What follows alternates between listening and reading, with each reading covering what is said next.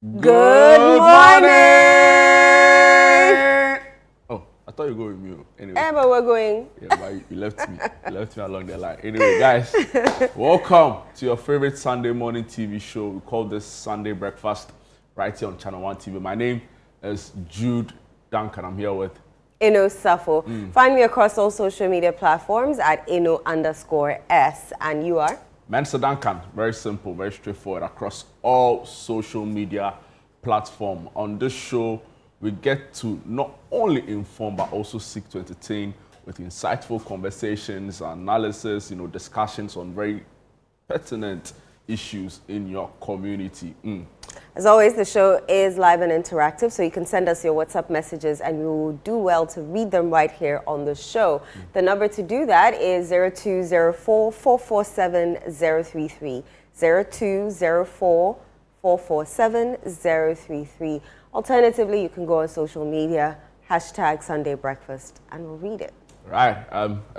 It's on that note, it's important to remind our lovely viewers out there that we are still in the month of October. Yes, it ran Pink quite October. fast, but yeah, and it's important to remind you of all you need to know about breast cancer, right?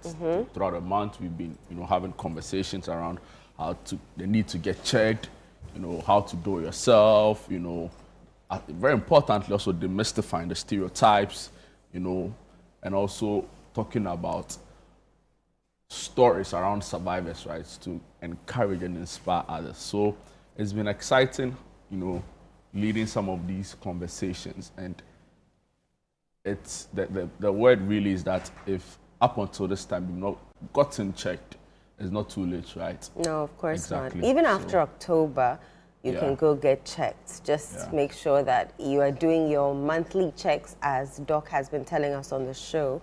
And so after, especially for women, after a cycle, on a specific date every month, you check. And for the men as well, on a specific date every month, you check. I know men, think that breast cancer, I feel like men check only in October. They only check when they're in pain. Yeah. Even in October. So wait. And I can give classical examples because we had screening this week. Last week. Oh, the guys didn't go? The guys didn't go. You included. Yeah, you can't assume. I know. For a fact. For a fact. What grounds that fact? But I asked you. Yeah, but maybe after asking, I passed through. That was when they had left. Or maybe you went to their office. Esawara. But yeah, so please get screened. It's very important that you do, so that if anything at all, it's caught early and then addressed ASAP. It's also Cybersecurity Awareness Month. And if nothing at all, you've been hearing the bits and pieces of information that we've been giving you on scams, phishing, hacking, mobile money fraud, online banking, mobile money fraud, etc.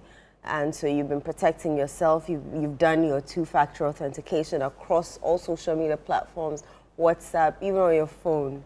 And you forgot one. Which one? Romance scam. Yes. I can't tell you that. Wow, I love you. Charlie. Send me $1 million. Can you imagine? And it's actually a big deal for a lot of people. So many people are falling victims to under the guise of getting married to some African prince. There's even within the US, people also do it. There's this show on Netflix that I was watching recently. The title has escaped me. But so the guys would, he preys on divorcees, recently divorced women who, they're going through the whole emotions, and then he'll tell them that he's opening up a mental health awareness facility. Totally, he got money, but the women also in the end made sure that he was arrested and all of that. So yeah, romance fraud. The point I want to really emphasize is that for some time it may look like, doing well in terms of money, right? Making money off people, all of that. But at the end of the day, it really goes against you. I've been in court where I've sat through cases where some unscrupulous person or persons, of course, it wasn't just one person, defrauded people under the guise of getting them recruited into security services. And guess what they use the money for? What? Bets. in excess of 350,000 Ghana cedis just went to stake, and everything went Down the boom. drain. You know, so the point really is it doesn't end well. No, it doesn't. In for a short period of time, it may look like, yeah, but guys, let's please be advised. For those who perpetrate it and for those who are easy targets, the point is that all through this month we've been having very important conversations on how to keep safe. They're coming for you. Exactly. The A Safer You series is on social media. So if you want to know more and learn more, if you miss it even when we air it here, you can go back on social media and go check it out. Right. Let's go into the stories. Legacy, I'm on channel1newsonline.com, and on our portal, the big stories there. Legacy of Nana Konadu remains intact despite breakaway. Senior Hosi. Legacy of Nana Konadu remains intact despite breakaway. Other stories you'll find on our portal. Food glut under control. Buffer stock to stabilize markets. Talency MP says so.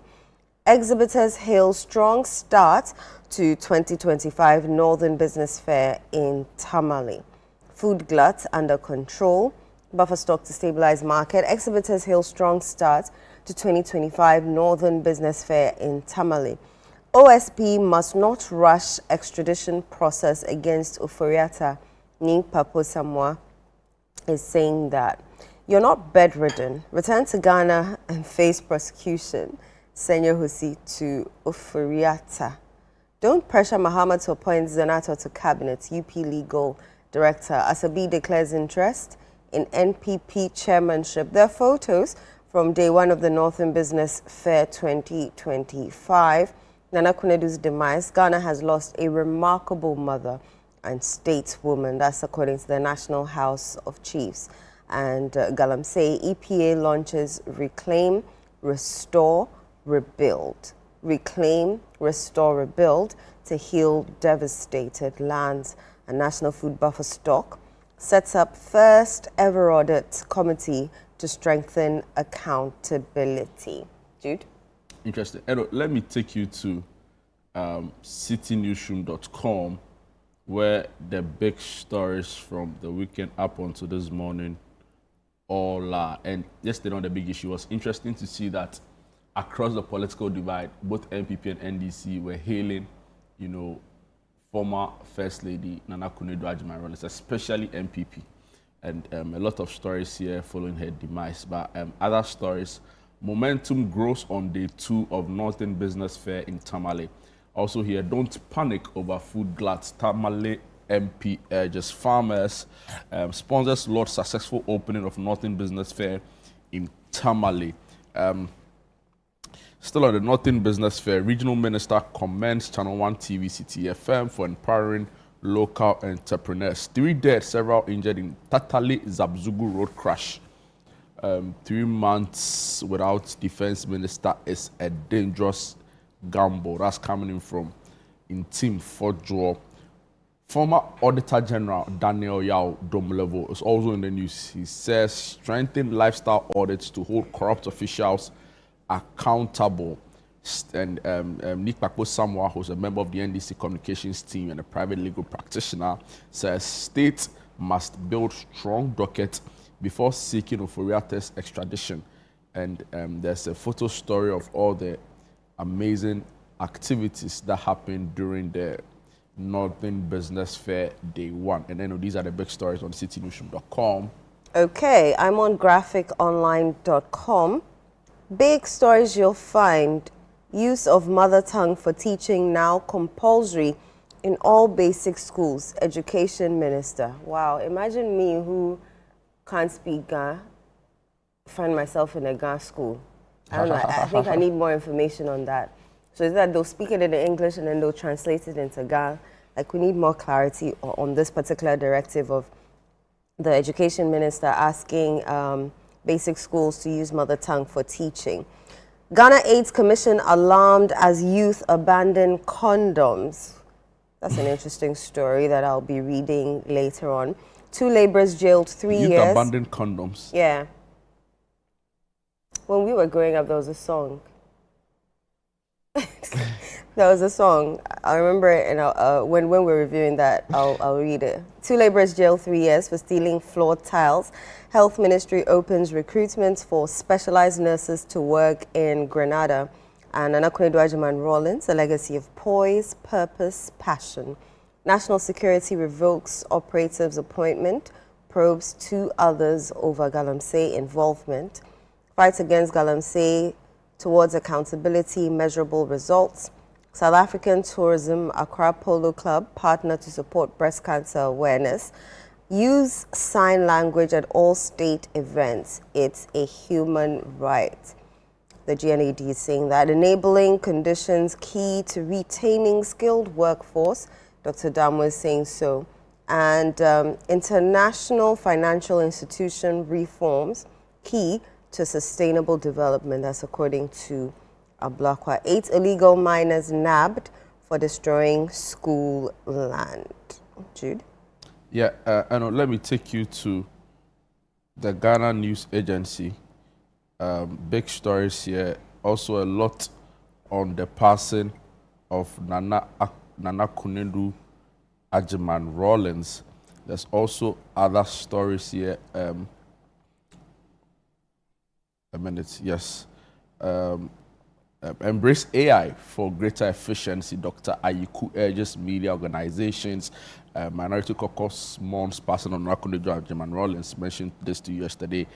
Ghana AIDS Commission warns of declining condom use among youth. Clearly, it's a major issue, And also, moving on to some other stories. Minister for Lands and Natural Resources to revoke more unapproved licenses. Mahama announces complementary action to promote inclusivity. And, I think all of the other stories you mentioned to us. Mentioned. Okay. So on the news center, the big story, accidents reported on Kumasi, Accra, and Tatale Zabzugu routes. Without crush Kotoko 5-1 in CAF Confederation Cup. Yeah, your sigh was so palpable. NIMAS arrests 10 armed Chinese galamseyers at Abusa. Local languages now compulsory for teaching in all schools. JA Plant Pool blames $2 million drip overpayment on clerical error. Inspector sentenced to life imprisonment for killing girlfriend. SHS placement saga, a wake-up call for education managers. That's someone's opinion piece. Extend Oral's mandate to probe NPP corruption. Afaglo is saying that. And Emmy Africa announces nominees for 10th anniversary awards. Interesting. Do we delve into the news, the big headlines now? Yeah. Cool. Yesterday on the big issue was just a really interesting show. Right, on the extradition of the former finance minister, Senyo Hosi, who is convener for One Ghana movement, urged Mr. Ken Ofori-Atta to wear white, say his prayers, and just make his way to the country to face prosecution. And of course, some members of the panel disagreed with some of the viewpoints that he had. But the former Auditor General, Daniel Yaw Domlevo, has been speaking on the growing corruption cases, particularly with regards to former appointees, and he's calling for the strengthening of lifestyle audit to hold corrupt officials accountable. And stories by Letitia Osei, excerpts of it read, former Auditor General and member of the Operation Recover All Loots team, or Daniel Yaw Domlevo, has called for a strengthening of Ghana's assets declaration and lifestyle audit systems to curb corruption and promote accountability in public services. Remarks come in response to revelations by the Attorney General and Minister for Justice, Dr. Dominic Ayine, that the scale of financial losses in the ongoing National Service Authority scandal is far greater than initially reported. Speaking on Channel 1 TV is The Big Issue with Salom Adono on Saturday. Mr. Domlevo lamented the weak internal control systems within public institutions, which he said embolden officials to embezzle funds without consequence. He further emphasized the importance of conducting lifestyle audits to expose individuals whose wealth cannot be justified by their known sources of income. And yeah, the story goes on and on and on. So, I know, I don't know what you make of some of the corruption cases we've reported in the country over the past couple of years. But the point is that for some of these officials involved, they are known in community. So, for example, they grew up in Tamale, they grew up in North Kaneshie, or they grew up in Edum, no, in Shaiso, where you are from. I'm sure back in the day, you know some of your friends from Shaiso. So if 10 years down the line, or many years down the line, still in their, your age group, all of a sudden they have a house in Airport Hills, they are buying another 6-bedroom house in Cantonment, they are doing lavish birthday on private jets to Dubai, they go for the flashiest hotel reserved for like the Emirati kings when they go to Mecca. They send their laundry to the UK to be laundered. Can you imagine? The stories I've heard. Yeah, mind blowing. Charlie, I'm being told by certain persons close to some of these accused, so many lavish, extremely lavish. In fact, one time on the Big Issue show, one of the MPP reps was like, he was shocked because they were both in government and they were both going on a foreign trip. Then all of a sudden, one just throws a surprise party on the private jet they are chartered for, like an official.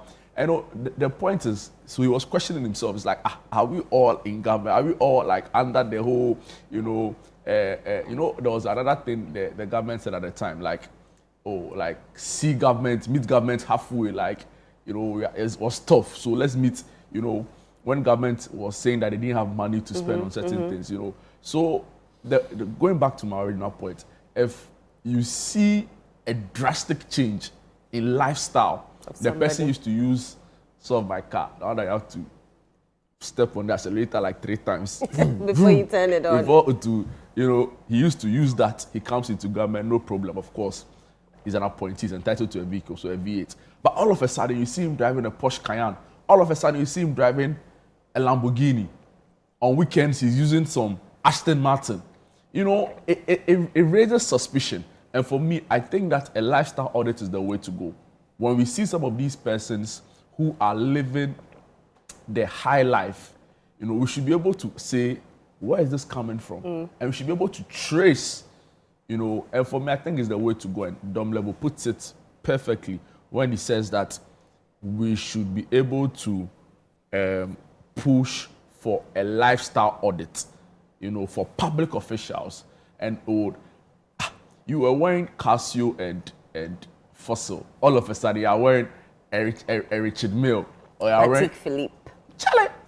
So even if it's a gift, we should know, like, who is giving it to you? What are the motives behind the gift? Are they looking for favors beyond the gift and all of that? And the code of conduct is a good place to start. So we commend the administration, we commend the president for taking a bold step in saying that there are certain limits you can't cross as an appointee. We are being told that to begin with, you can't take beyond 20,000 Ghana cedis.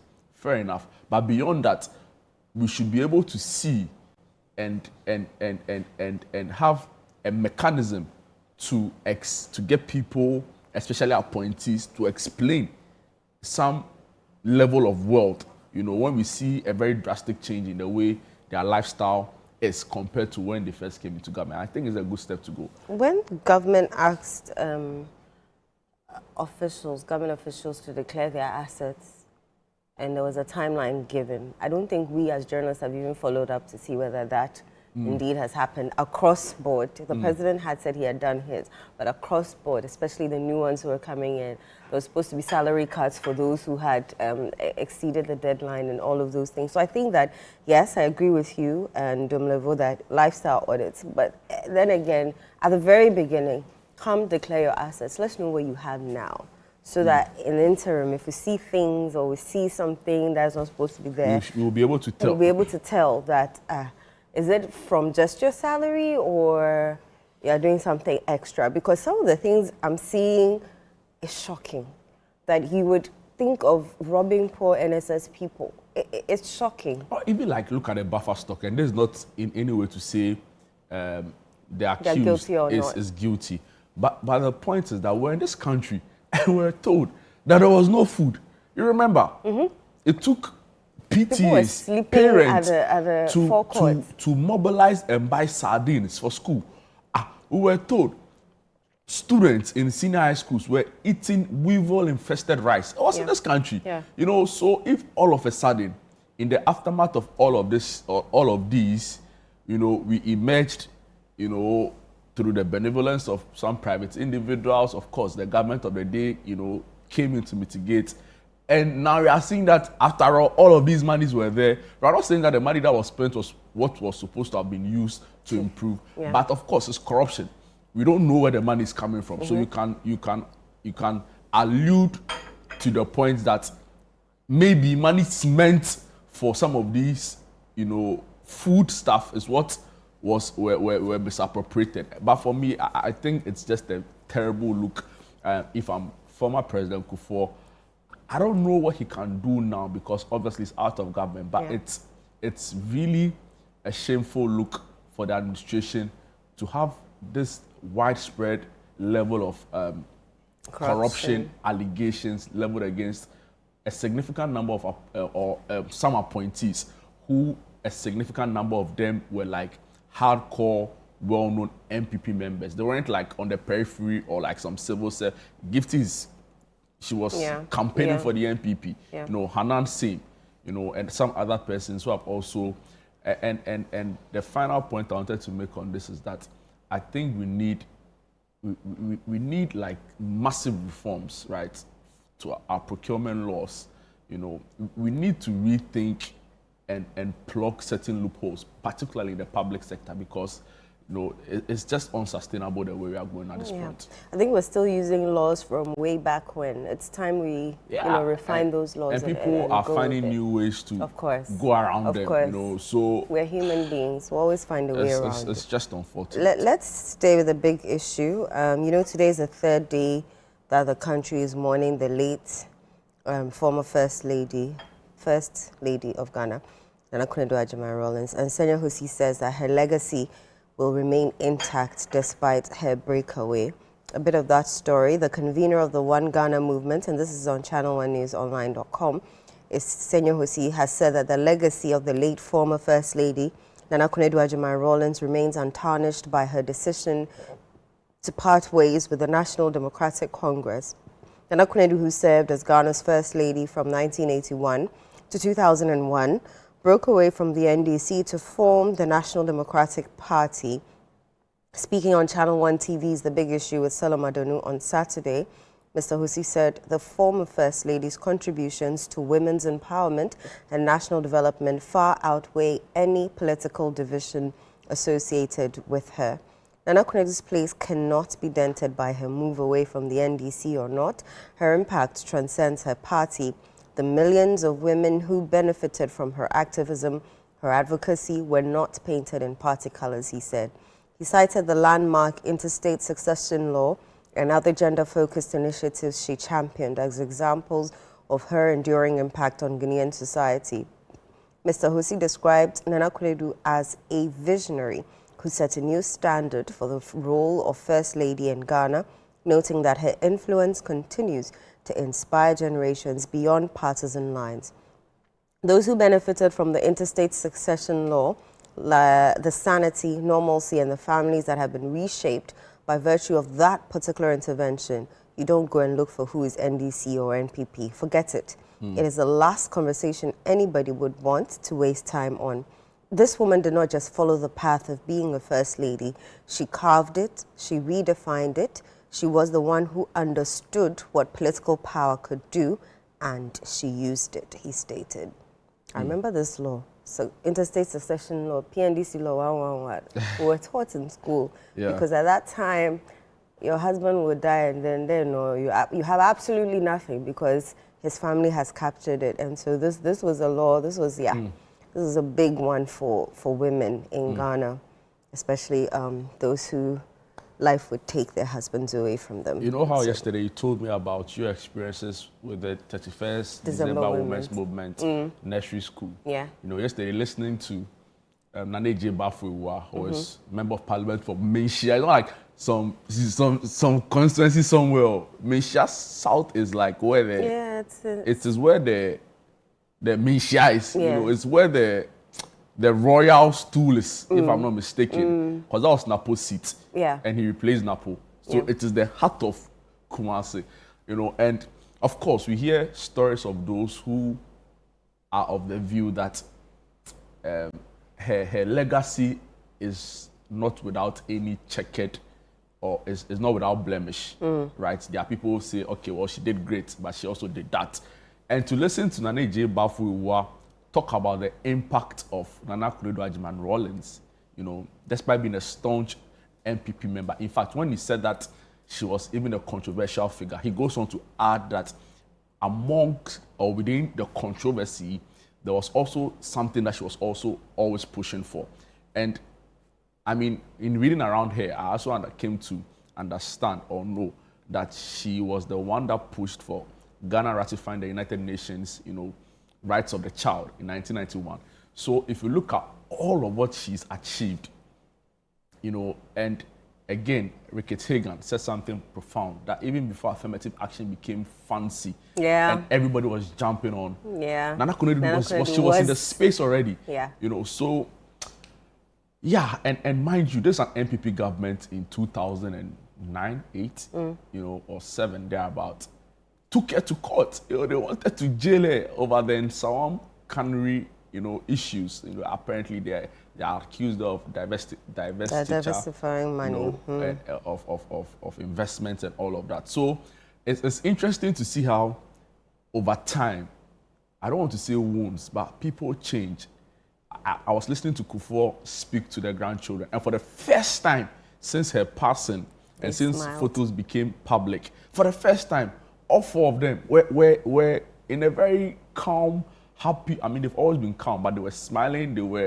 They had loosened up for the very first. I don't know, maybe you know. And this was when former President Kufuor was talking to them. Meanwhile, some 20 years ago, he wanted to jail your mom. You know, so I think our politics has come of age, and it should be a timely reminder that there are really no permanent enemies, right? So for the new crop of politicians, they open up some microphone, open up some small studio in their house, and they're just insulting from Archbishop to political opponents across the divide to their own party people, insulting everybody.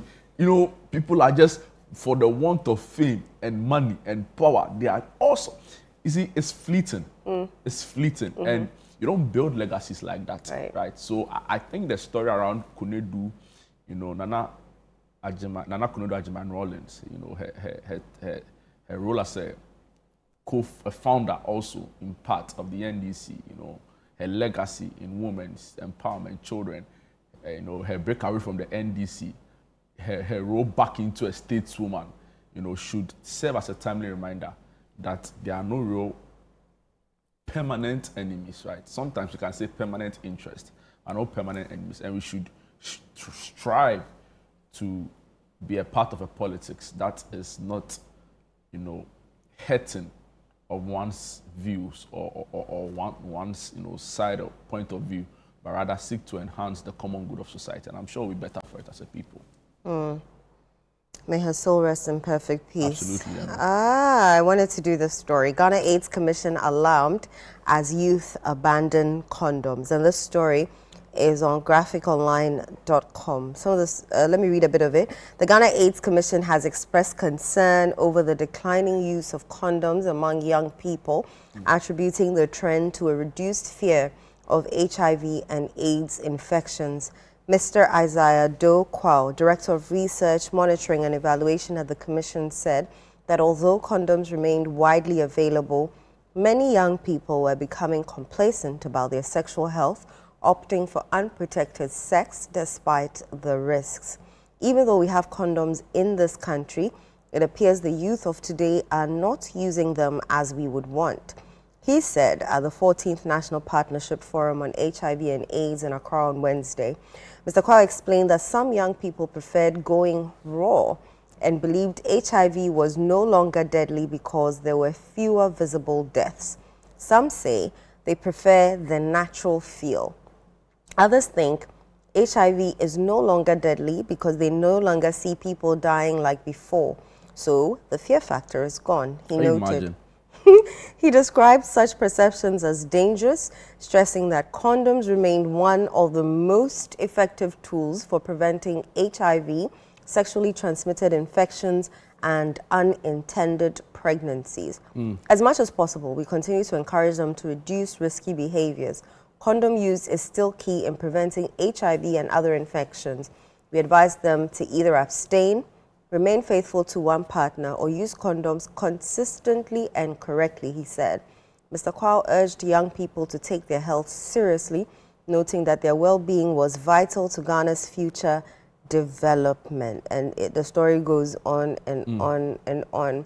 Ghana's goal of ending AIDS by 2030 looks so far, if this is what people are thinking right now. Because just because you don't see it. But then again, back in the day, it was in our face. The ABCs of A was abstain, B was be faithful, C was condom use. And now they think that, I remember going to my auntie's wedding in the early 2000s on Legon campus. It was everywhere, dotted across campus, everywhere. Like you could see the In signs, fact, one of the billboard was maintained up until the time I was leaving school, and I think was removed just around that time. It was right in front of the Institute of African Studies. Right. So they had like the AB, and you could tell that the billboard was old, you know. So you're right. We are not seeing the same energy with awareness, you know, on HIV, on AIDS, and the need for prevention and all of that. Sexually transmitted diseases are real, my people. You wear a condom. You don't know who or what you're getting yourself into. If you're not ready to be a mother, if you're not ready to get sexual transmitted, if cervical cancer, if that doesn't scare you, then I don't know what else will scare you. Please, at least for the women, protect yourself. The men, I don't understand. Abstain. Yeah, right? simple. Abstain. If you can't abstain, wear a condom. Then be faithful, then I can't help you there. If you can't abstain, wear a condom. The be faithful. I can't help you there because you might be faithful, but you don't know whether your partner is being faithful. You should be advocating for faithfulness everything and for chastity. I'm saying I can't speak for people. I can't speak for you. Yeah, but, I can't speak for so me. you have a platform, right? And so I'm using my platform to say abstain. If you cannot abstain, use a condom. And be faithful. You have to add You have to add it. You have to. I think it's an important message actually, you know, giving out this morning because there's a lot of recklessness. Recklessness. You know, to think that condom. Oh my word! Yeah, you want to go raw. Yeah. And then let me see the calculation of when a woman gets pregnant. Within that first 2-3 weeks, no, she calls you 4 weeks. And you know the I haven't seen it. You know the crazy thing right now? People are even more afraid of pregnancy than they are of STIs. And I'm like, how is this even the thinking, right? So they'll tell you that like STIs don't wear pampers. And they'll ask you if you know how much a pampers the diapers cost, you know. Oh, yeah. But it's not a helpful thinking, you know. No, it is recklessness. It's not. Because when you fall sick, it's a burden to not only your immediate family and of course yourself, but to the state. You know, your healthcare is subsidized. It is taxpayers' money that could have been used in building schools, used in building, you know, infrastructure, used in improving the road. That will be used to take care of you as a patient, and it's because of your unbridled, reckless, you know, how do you say, also. There's a lack of self-control. Right? Yeah. Oh, you wanted the English. Yeah, I wanted the English of actually a corner bunny, you know, last. Charlie, I have to, guys. So yeah, thank you very much for the message.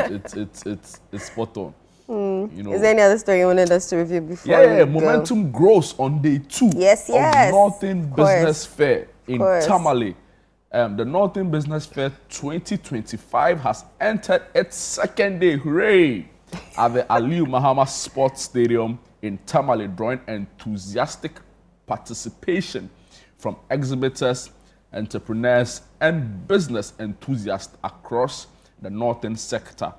The fair, organized by Channel One TV and City FM, continues to celebrate Made in Ghana excellence by showcasing innovations and products from small and medium enterprises, startups, research institutions, local brands, and NGOs from Savannah, Northern, Northeast, Upper East, and Upper West regions. Speaking at the event, Joanna Abombisa, Senior Export Development Officer at the Ghana Export Promotion Authority, described the collaboration with Channel One TV and City FM as a valuable platform for promoting locally made products to a wider audience. She revealed that GEPA sponsored about 20 exhibitors to participate in the first maiden edition. Bukari Mohammed, Regional Manager of the Ghana Enterprises Agency, commended the initiative, calling it a rare opportunity for businesses to gain exposure and expand their market reach. He praised Channel One TV and CTFM for their track record of impactful programs and reaffirmed Ghana Enterprises Agency's commitment to sustaining the partnership. And on that note, correct for 100 points. No, we scored it, Charlie. I saw pictures on our social media platforms of the fair and some videos, and I was like, how I wish we were there, because it seemed like, it was a fun time. And when I came back from the caravan, my big straw hats, someone was waiting for me here to take it, so I gave it away. So I really want to purchase another one. Yeah. Also, see how I cried, they don't find your hair, so they took it. But I would really love to purchase another straw hat, some shea butter. You can get some of the team members there too, and all of that. Yeah, don't purchase worry. It for you. I got it. So yeah, I got it. The Shawana Day on form, Charlie. And it was fun. I saw her in Fremont on stage. Yeah, they call it Empress Shawana. No, Charlie, too much. Amazing, guys. It was incredible to see the fact that local businesses are getting a platform, and I'll be looking forward to seeing some of these brands, transcend, local prominence. And when I say local prominence, just being champions within the region, right, to becoming household name nationally. And of course, with God's help and our dedication and commitment here at Channel One TV, propelled to even like international and global. Because I think that, and let me just say this, right, I'd want to really also commend President Mahama, right? He's been an excellent advocate for supporting and enhancing, our identity. Every time you see the president on an international platform, he's looking very, very good in his well-made African print or his smock. So, for example, his outfit at the United Nations General Assembly, right? He was in a beautiful smock. So when somebody watching from somewhere else in the world, it's like, oh, really? This is nice. The next thing they search smokes and all of it. So this platform this event gives a platform to some of these exhibitors, right? But beyond that, people like yourself who are on TV, I would love to see you in a smoke one time host the show. It helps in also bringing more eyeballs, bringing more attention to all of the amazing things they do there. So I'm excited for them. I'm excited for what lies ahead. And I can't wait to see the businesses thrive to such a point that, they become global brands. Because, see, who would have thought back in the day, I remember a Kumfi, and my friends in the UK go to supermarkets and other shops and they see a Kumfi juice front row, right? Of course, it's not where we want it to be yet. We want it to start rivaling some of the big names in the industry, and we'll get there, but you need to start from somewhere. So I'm hoping that all of these brands, it looks like a small start, but I'm so confident, with their own dedication to their cause and our commitment here to keep showcasing, the excellent things they do. And of course, with God's help, we should begin to see significant gains in how some of these products, become market ready not only for local demand, but for also the international stage. Yeah. I love it. And today's day 2, so if you find yourself in the northern region, in any of the northern regions, the 5 northern regions, and then this is happening at the Tamale Sports Stadium, and 9 a.m. sharp. That's time upon first mass, if you're a Catholic. It's interesting because the Tamale Stadium looks there. quite similar to the Accra Sports Stadium. And similar to the Baba Yara Sports Stadium too. I mean, to think of it, they were all built for the same purpose in 2000. Some of them were already existing, were already but they were existing, refurbished, yeah. But they've all outlived it, There's You want to go there? There's not a time for it, but I think that we need a new stadium, but I'll probably make this argument on another platform. Yeah. So. Anyway, shout outs to the team over there, Chris Asima, amazing. Fremedu Nyame, JB Alote, Tajuddin, of course, Empress Shawana. Did I miss anybody out? Madeline Williams. Who else is there? Akwesi. Oh, yeah. No, Ricky Ross. Akwesi is also there as well. Nikki's the one behind the camera. Are you sure? Yeah, Nikki's the one taking these videos. Oh, Nikki is in. Yeah, wow, Nikki's in the Nikki north. experience. Yeah, Nikki experience is in the north. Of course, JB's there. Your MD. own, what's his name? Danny. Oh, Nisai. Yeah. Nisai. Oh, there we are. Nisai Anand. Alabira. Muhammad Aminu M. Alabira. Do not leave any of his names out. Alaji is there. Oh, that's nice. Yeah, that's there nice, he that's is. nice. That's And nice. our very own. All right, so Sam we Atabasa. have been told day 1 was a huge success. So And with the way let's see what city day events 2. are, it's always The day 2 that climaxes. telling you. It'll be fun. So, It'll be yeah, very fun. amazing, All right. On that note, we can go for a quick break, right? yeah. But before the break, we want you to enjoy this ministration, and you'll be blessed by it.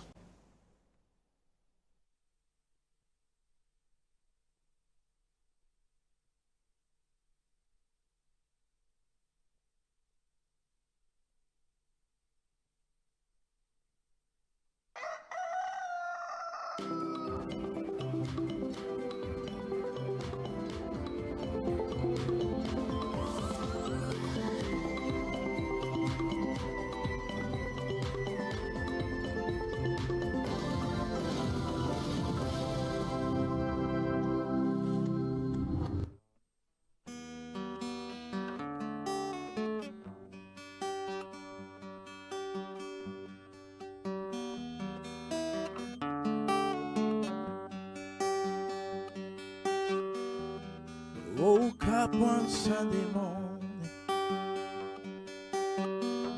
told my daddy I'm leaving home, going up to the city tomorrow, even though I don't know where to go. Daddy said, son, don't be a fool, 'cause life in the city is unbelievable. You could get broken on when you're just a little boy, and you may never find your way. And I said, I know I could get lost, I know I could get broken. Forgive me, Father, but I gotta take a chance. Oh, I'm already gone, so just hello, Daddy, how you doing? Hope Mama is doing okay. It's been 4 years and 11 months now. Oh, back I do care. Oh Lord, it was true what you said to me. The life in the city is unbelievable. You could get broken, oh, you're just a little boy, and you may never find your way. ṣùgbọ́n mo mọ̀ pé mo lè ṣìnà. Mo rí pé ayé lè. Forgive me, Father, but I gotta take a chance. Oh, I'm already gone, so just pray for me. Pray I find my way. Yeah. Oh, forgive me, Father, but I gotta take a chance. Oh, I'm already gone, so just pray for me. Pray I find my way. Yeah. Oh, forgive me, Father, but I gotta take a chance. Oh, I'm already gone, so just pray for me. Pray I find my way. Yeah. Oh, forgive me, Father, but I gotta take a chance. Oh, I'm already gone, so just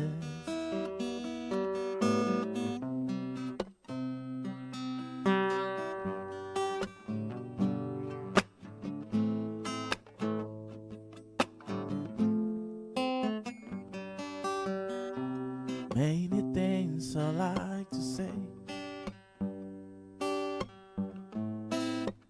1,000 years won't be enough. You brought me out of the merry clay. You took away my sins. Lord, you've been my everything. Everything I do is you. I'm in love with you. In you I live, in you I breathe. There is no me without you. You precious Lord, and I can't stop loving you. You're my everything. Yeah. I can't stop loving you. You bring melody to my heart. I can't stop loving you. You're my everything. I can't stop loving you. You bring melody to my heart. I can have enough of you. You my heart desire. You the only one that matters. Lord, you be my everything. Everything I do is you. I'm in love with you. In you I live, in you I breathe. There is no me without you. You precious Lord, and I can't stop loving you. You're my everything. Yeah. I can't stop loving you. You bring melody to my heart. I can't stop loving you. Can't stop loving you. I can't stop loving you. You bring melody to my heart. I can't stop loving you. I can't stop loving you. Oh, can't stop loving you.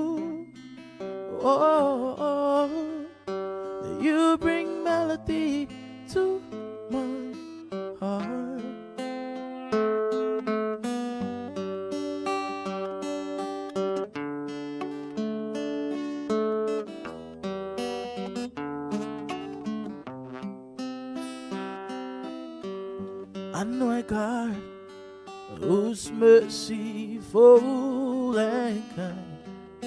He's faithful and gracious. I'm the apple of his eyes, the thought that fills his heart every morning, noon, and night. Whoa, he loves me when I didn't care, and was patient till I came running back into his arms. Look how he turned my life around, made me a shining star, his glory to reveal.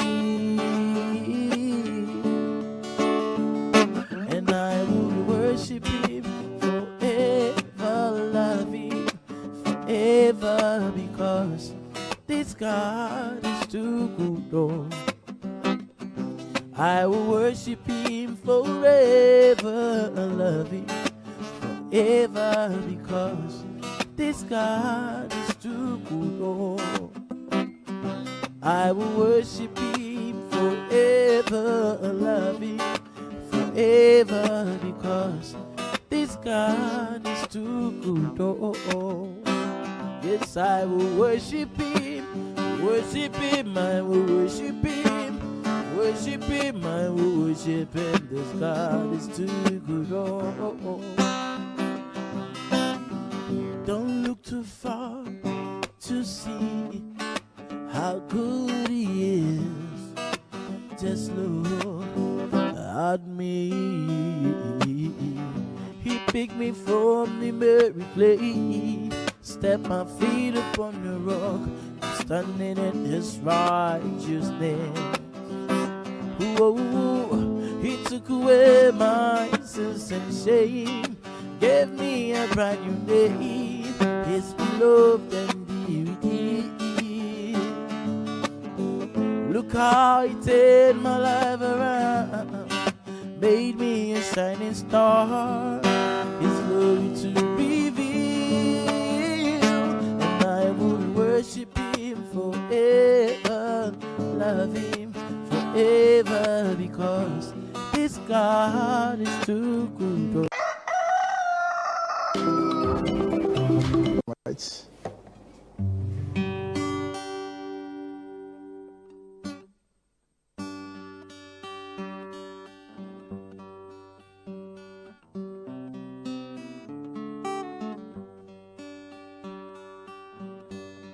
It was back yesterday, you were a baby, but so soon you are growing too.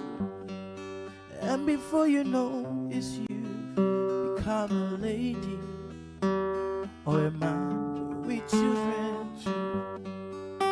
Then your health and strength begin to fail you, and you say, Dad, what shall I do?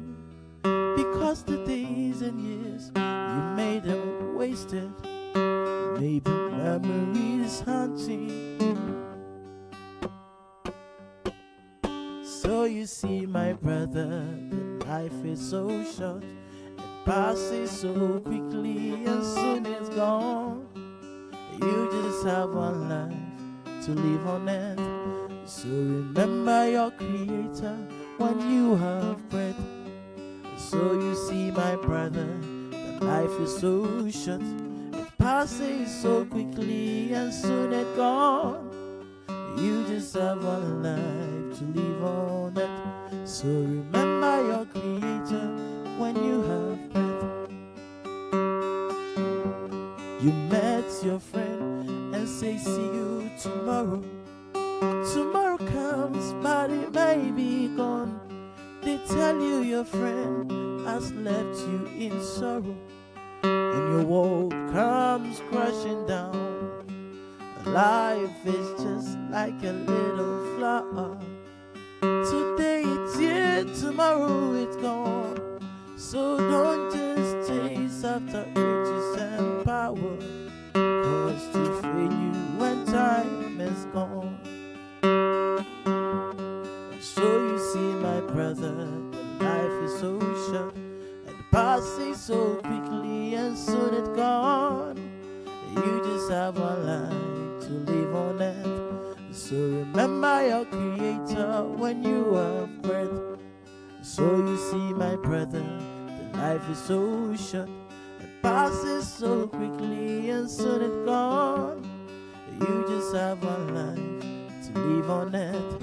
So remember your Creator when you have breath. You just have one life to live on earth. So remember your Creator when you have breath. You just have one life to live on earth. So remember your Creator when you have breath.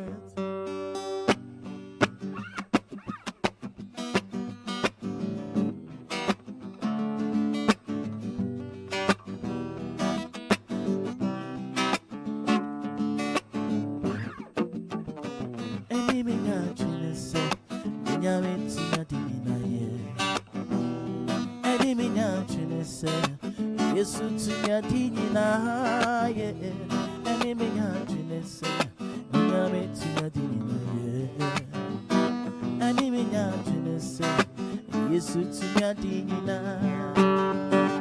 nyama kesye na Yesu ye, eni panti asiana na Yesu ye, nyapratitiano, I don't know fire ye. Maybe I need a son, I wanna shine it when you're young, and you're young. Enemy, what? Enemy,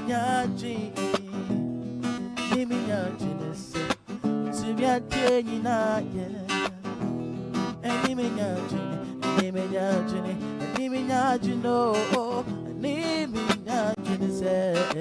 to be a day in a year. Just shot like a soprano, sorry, they didn't cheat. Zakio say, in Quachaba, Fienne, and Puputi. Now, how you are the kids to be, and you made it, sir, or the dark room, Bessie Sao Tibia, and Eminia Generati, and Eminia G, and Eminia Genesis. To be a day in a year, and he may not say, Minyame to your dinner, and he may not say, yes, to your dinner, yeah, and he may not say, to your dinner, and he may not say, to your dinner. What a bravo, Yamini. Wamani hunu imwi na mini menko wabebrese Yesu ni muni obe yama brese obe beyo wabrabo imu na mini wamani hunu imwi na mini menko wabebrese Yesu ni muni no bayama presa oh ani minya chinese minya metia dinina ani minya chinese Yesu tunya dinina ye ani minya chinese ani minya juno ani minya chinese tunya dinina ye Enemy Nyaginese, Minya Metimia Dinina, ye. Enemy Nyaginate, Yesu Timia Dinina, ye. Enemy Nyaginese, Timia Dinina, ye. Enemy Nyaginese, Yesu Timia Dinina.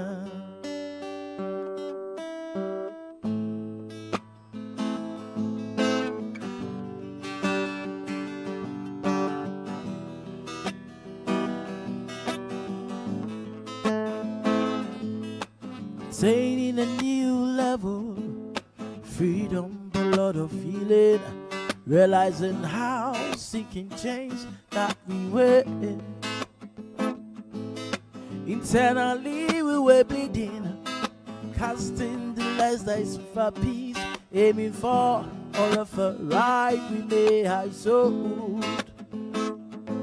The likes of Jomo Kenyatta, Mandela didn't hold.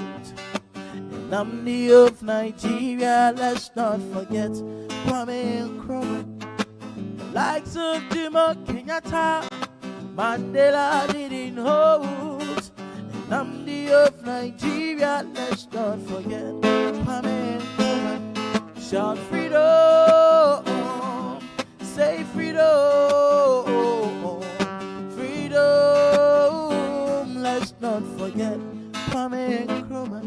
Say freedom, say freedom, freedom. Let's not forget Kwame Nkrumah. Fight for peace, lonely seasons, cold wars, sorrowful days that we feel may not pass. See, mind children yet something gained it, made a change, most therefore worthy cause. Although when killed huge lows, the likes of Jomo Kenyatta, Mandela didn't hold. Nnamdi of Nigeria, let's not forget Kwame Nkrumah. The likes of Jomo Kenyatta, Mandela didn't hold. Nnamdi of Nigeria, let's not forget Kwame Nkrumah. Shout freedom, say freedom, freedom.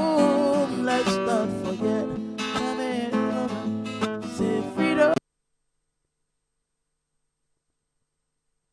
October marks the 22nd Cybersecurity Awareness Month, a crucial time to protect what matters most in our digital work.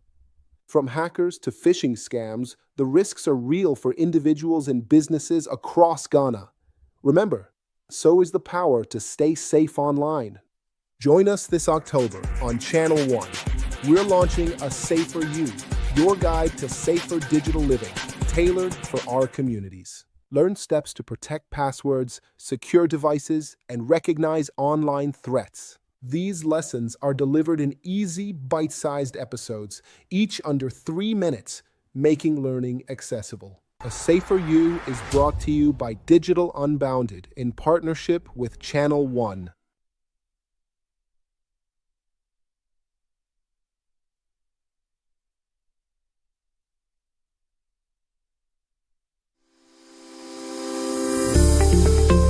The greatest impairment for every person with autism has to do with communication difficulty, behavior issues, and challenges in interacting with people. EdTech is critical using your KCC model, KIT Content Confidence. For me, as a visually impaired person, if you produce your document in print and I want to read it, either have to scan it, and that is technology, so that it can come into a speech format. How can we get inclusive education for all? When it comes to learners with disability, there's so much barrier.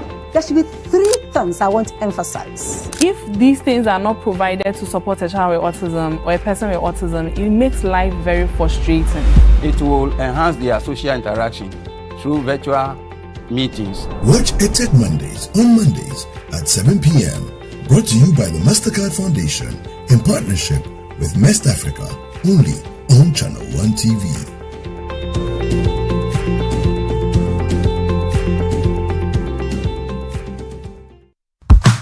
This November, something amazing is coming to Accra. Are you a farmer with fresh produce? Are you into fish farming, poultry or livestock? Then get ready for the November edition of the AgriFair 2025. Yes, AgriFair 2025. It's happening on Friday the 28th to Sunday the 30th of November. It's happening at the Ifosadan Children's Park and it's 10 a.m. to 6 p.m. each day. It's the ultimate weekend marketplace. From fruits and vegetables to poultry, livestock and fish to agro-inputs and processing machinery. All at unbeatable farm gate prices. Whether you're selling or buying, this is your chance to connect, trade and grow. Enjoy the freshest farm produce, sizzling kebabs, and a vibrant marketplace atmosphere all in one space. Register now and secure your spot. Call 0558-973-973 for more information. AgriFair 2025, where culture meets innovation.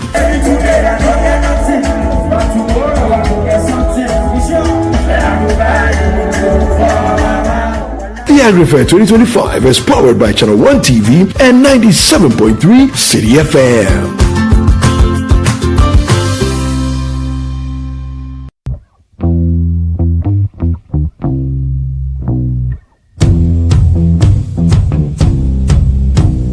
Habibi, my people, welcome to Dubai. My name is Sheikh Alkal bin Maktoum. Okay, so I am Caleb, right? Caleb Kuda is my name, and this is Beyond Borders on Channel 1 Television. We are in Dubai.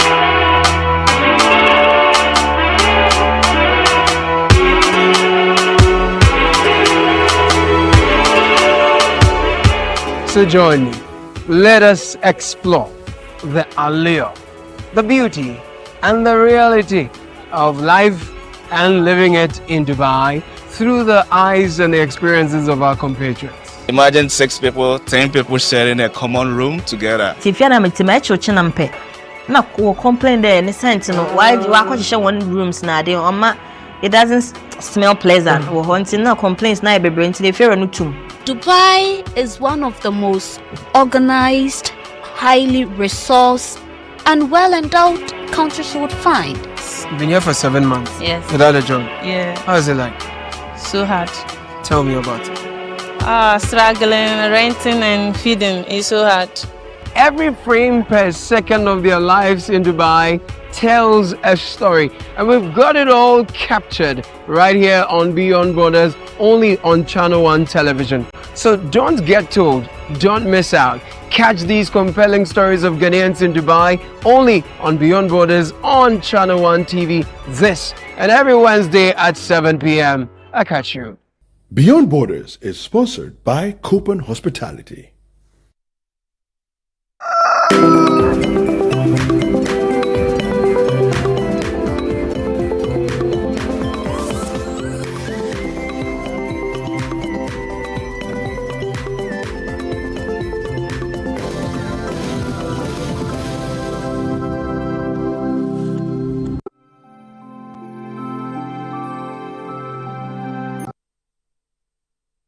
Welcome back. This is Sunday Breakfast right here on Channel 1 TV. Moving on from that gospel ministration, we now delve into our health segment for you. Dr. Kalsum Adam is a public health advocate and also a maxillofacial surgeon.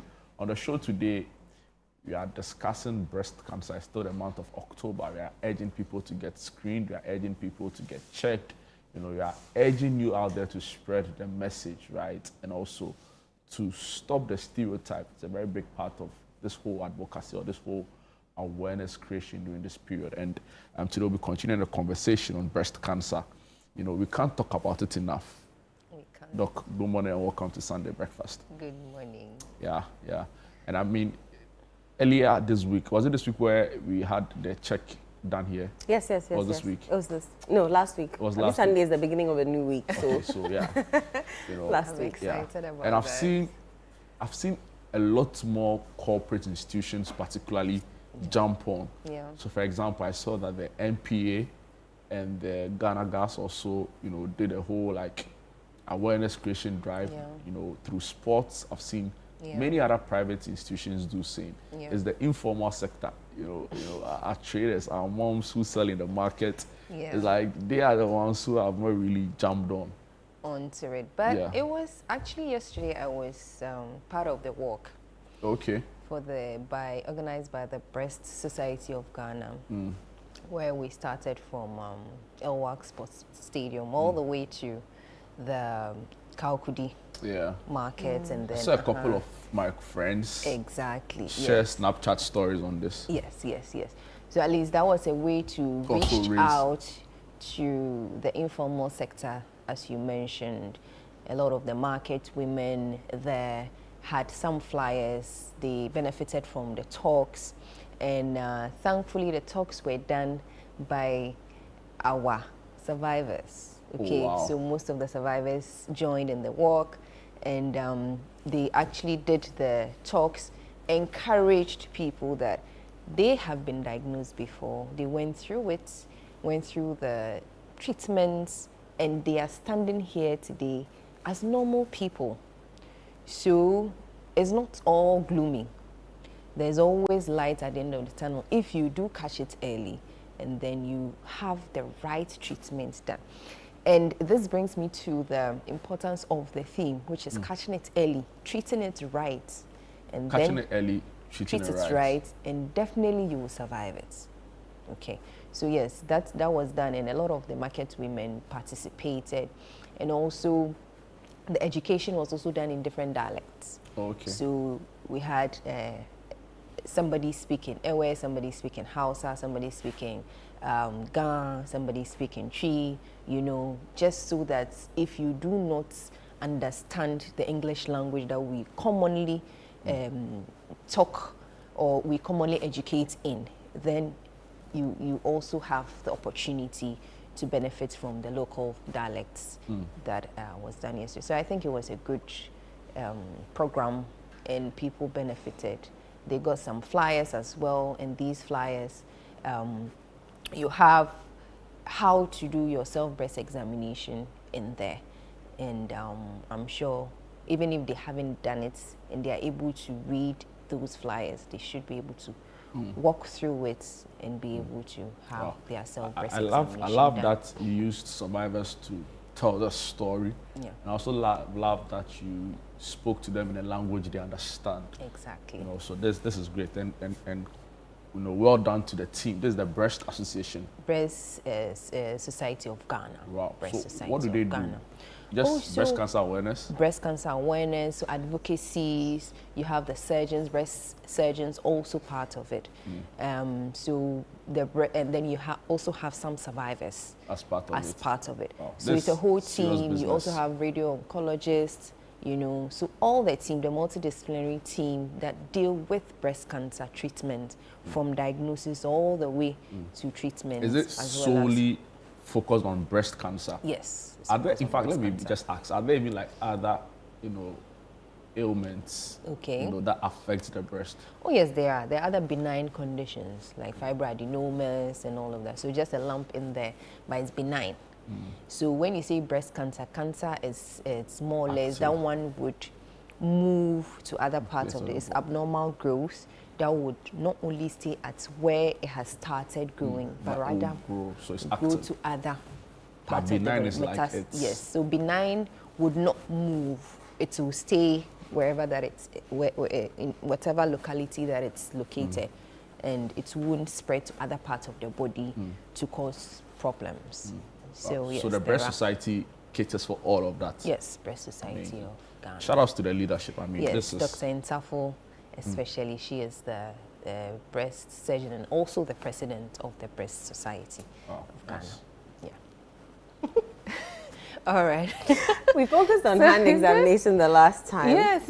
I hope you were able to do it yourself. Yes. Good. I have. Yeah. The way you looked away, is there an issue? No. Okay. Good.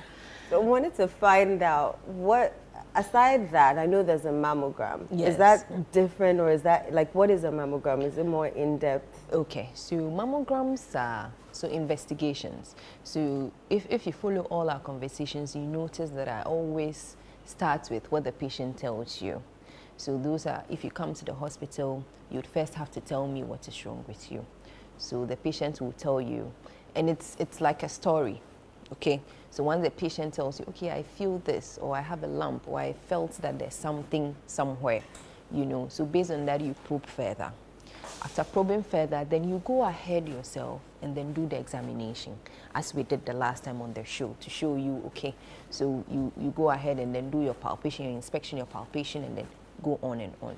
Then after that, the next stage is to do your investigations. So a mammogram is under investigations, okay? So mammograms, yes, So it's basically you taking x-rays of the breast. So what this is that when you go, there are 2 plates where you would have to position your breast, and then it would compress it a little bit, and then you would have x-rays going through the breast tissue so that it would give you a picture, and that picture would help you know. So it will just like you're taking a chest x-ray. So now you're taking films, or you're taking x-rays of the breast to be able to tell if there are any abnormalities associated with the breast. And it's recommended, it's very important in the diagnosis of breast cancer. It's recommended that at least if you are 40 years, you do either yearly mammograms, or you do every 2 years mammogram. Okay. So it's very, very recommended that either you do it 2 years or you do it every year. And then also, the mammograms are also recommended for anybody who you may have to have it done earlier than the 40 years that I have mentioned. And that's when, if you have certain risk factors.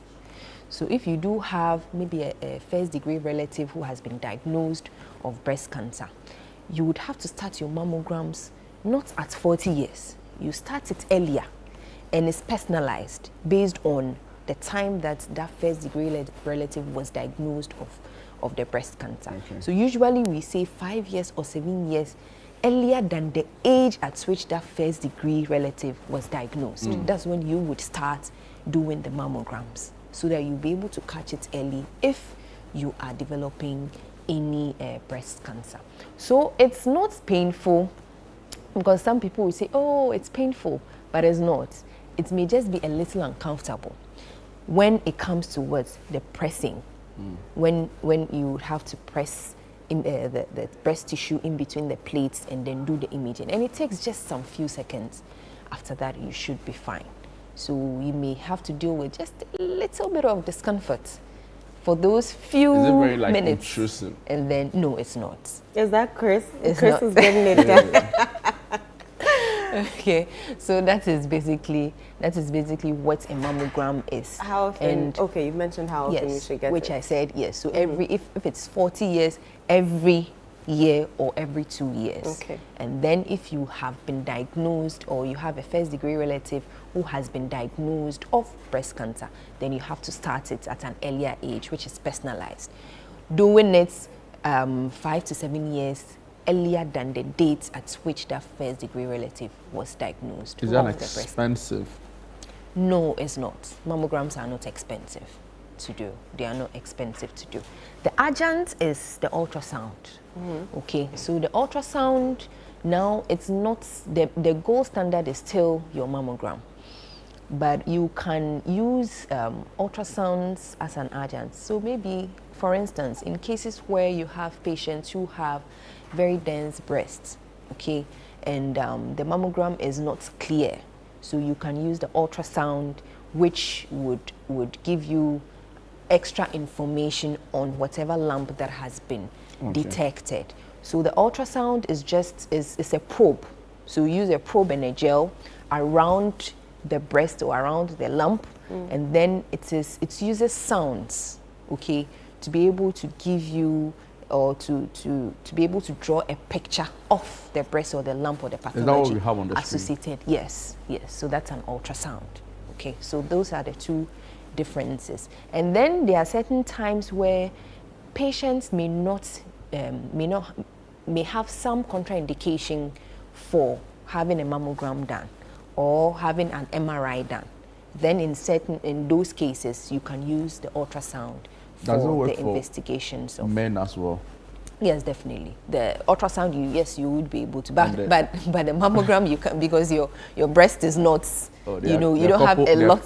Well, those who have can do it, right? Yes, those who have the breast tissue, you should be able to have that done. So that is basically the investigation of breast cancer. And then that's the imaging aspect of it.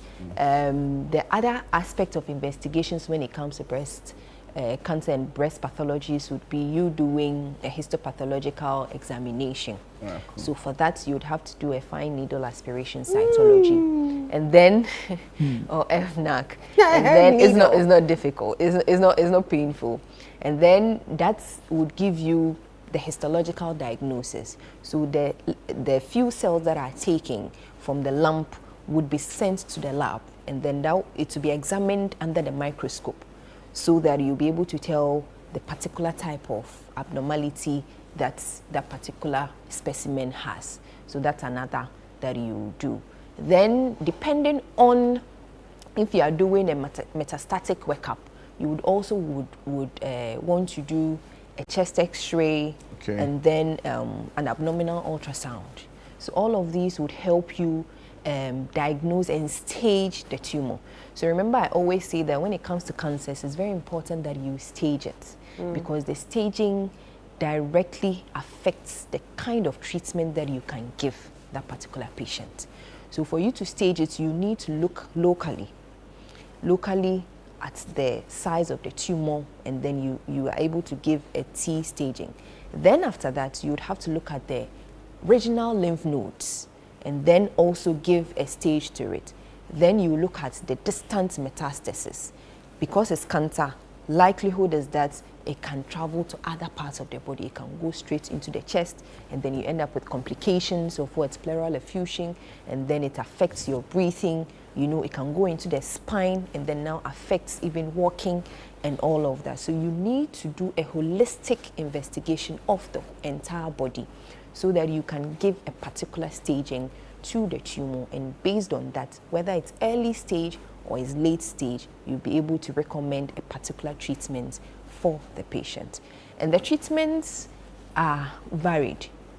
So you have surgery, that's you doing a mastectomy, okay, taking away the breast and then the pathology associated with it. And then you can also have chemotherapy, and then radiation therapy, and then sometimes you can even have targeted therapy depending on the biology of the tumor and the state of the tumor. So these are some of them. And then sometimes it's even palliative, where you'd have to do you just palliate, and palliate. Let me leave it as such. So these are the treatment modalities that are available, and then the investigations that we have mentioned as well. And then this would still bring me to some of the risk factors. I think we can just go through some of the risk factors associated with it. So being a female is number one. In fact, being female and then aging and then growing, they are the two topmost risk factors. Okay, so being female means that you would have some breast tissue, and then aging means that as you are moving, you know, as you are growing, your cells are dividing. Your cells, when they divide, that's the only way for you to grow. But then the division at the cellular level affects the genetic material or the DNA. Okay, so as you are aging, likelihood is that there may be some mutations happening, or there may be, when the genetic material is dividing, you may end up having certain anomalies that may not be able to be corrected. So you are able to, you would accumulate a lot of these aberrations that may end up becoming cancerous. Okay, so that is what it is. And then also we've already mentioned the first degree relative or family history of breast cancer. Sometimes even in other cancers like ovarian cancer can even predispose you to developing breast cancer. And then obesity to a large extent, due to the fact that you end up having certain or high levels of estrogen, which is a hormone that helps with the development of the breast. So if it is helping with the development of the breast and there's any abnormality or there's any growth within the breast, it would also feed it, and then you end up having, the lump itself developing. And then genetic predispositions. So certain genes have been associated with developing breast cancer, like BRCA1, BRCA2. So all of these are some of the risk factors associated with the development of breast cancer. Yes, and then maybe we can touch on some of the myths associated with breast cancer as well. So it's important in our education, in we trying to empower people with knowledge. We need to demystify some of these myths because it's important. It goes a long way to affect the patients right from diagnosis all the way to treatment, and then they having to survive this disease. So some of the myths, maybe I don't know if you've heard any. Oh, a lot actually. Many, you know, but I think they say over that time, if men suck the breast. Okay, I knew this one was going to feature. over time, I think again, you know, the likes of persons like yourself, you've done so much work in demystifying and like changing a lot of the erroneous perceptions and all. I just started even hearing anything about no brandy. It happened. I think it was either 12th or 13th. Yeah. Wow, more serious now. 13th October. You know, or maybe you are just growing. Just grew up. Yeah, that's the only thing, but it was there. It was there. I think I saw it some way somehow. Yeah. Yes. So the sucking, very important. People mentioned that if you have all sorts of people sucking the breast is protective, but that's not true. There hasn't been any research to show that you having somebody sucking the breast would reduce your risk of developing breast cancer. Rather, it is the suckling for the child that affects the hormone levels, and that is protective. So once the child is suckling, it means that there is high levels of prolactin. Prolactin is a hormone, and then it reduces the estrogen levels that would otherwise would have fed the breast and then aided in the development of their breast, and then if there's any tumor in there and all of that. So that is the only thing that has been documented and proven by research that is protective. But aside that, any other adults sucking the breast does not have any protection for developing the breast cancer. Interesting. So that is one there of are also, concerns around, those who are, survivors, or even let me just say those who are like going through the process of treatment. Yeah.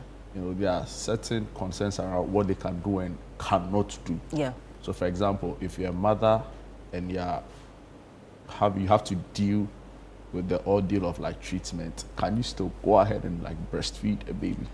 So at that moment, most of the time, it's a very gray area, and it's a very difficult area to have to deal with breast cancer in a patient who is, let's say, breastfeeding. But there are cases like that. Yeah, there are cases like that. There are cases like that where it depends on when even the diagnosis was made. Sometimes in pregnancy, sometimes at an early, even in the pregnancy, at what stage? Is it at the first trimester, second trimester, or the third trimester?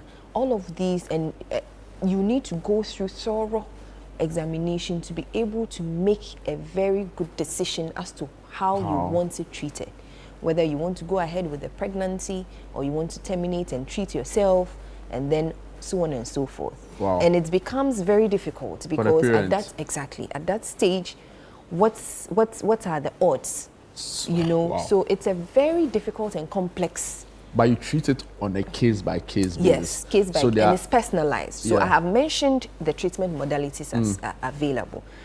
Having a mastectomy, having the chemotherapy, having radiation therapy, having targeted therapies, and some immunotherapies as well. So now it is breast cancer treatment is case by case. It's personalized. It's not one size fits all.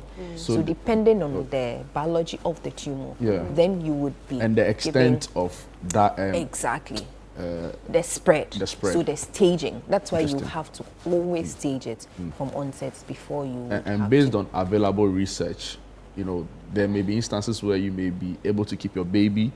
Yes. And there are certain patients who would say, okay, based on this and based on the advice of the health professional, I would want to keep the baby till I deliver, then I can take care of myself. Yeah. But as I say, it means that you would have to deal with the growing tumor as you are keeping the baby. You would have to deal with you having, that means that if the tumor is growing, the stage is becoming higher. You may end up moving from, let's say, a stage 2 cancer to a stage 3 by the time you deliver. So it's a very complex thing that needs to be looked at holistically with the patient and the other team that would be looking at, because you can't have chemo or radiation at certain stages. Some of the chemo and then radiation therapies are not compatible with pregnancy. Yeah. So you'd have to look at all of these, and it's usually personalized. And also maybe talk about this for us, right? Is it always the case where someone having to treat breast cancer would end up having their breast, removed? Yes, so there is one of the myths that, once I have breast cancer, it means that I have to, I definitely would have to cut off my breast, or I have to have surgery to take it out. So based on the biology of the tumor, as I mentioned again earlier, yes, there are certain times that, depending on the biology of the tumor, you may end up having other treatment modalities and not necessarily surgery. So it depends on the biology of the tumor. You can end up having either you do the surgery or you do other less invasive treatment options available. So yes, it's there. And another myth that I thought we were going to talk about is the fact that the people think that once you have been diagnosed of breast cancer, you can't shake the person's hand, or you can't even eat, share those a are meal. like cultural misrepresentations. Yes, and it is very, very important. It is very important that we actually tell people about it, because mentally it tends to affect these patients who are going through it. Right. Imagine you have somebody who is being treated for breast cancer, who lives in a compound house of some sort, where now all the other parents in the other homes would tell their kids not to even go to this patient who has been diagnosed. Imagine the kind of social isolation this patient is going to face. And certain times, when they even use some cutlery or utensils, they don't want to touch it, because they think that, what's the misconception here? They think that it is contagious, and that once they do share a meal or they do share some of these utensils with the patient, they are going to contract it, and that is erroneous.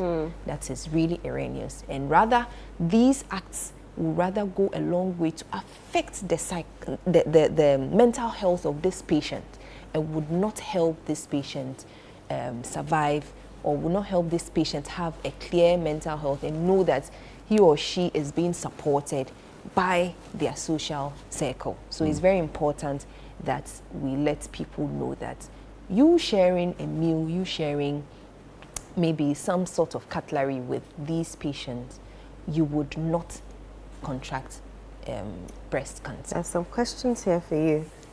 Hello, good morning. Please ask doctor whether there are other options for a nursing mother who has been diagnosed with breast cancer. Yes. Yes, so as I said, yes, there are options.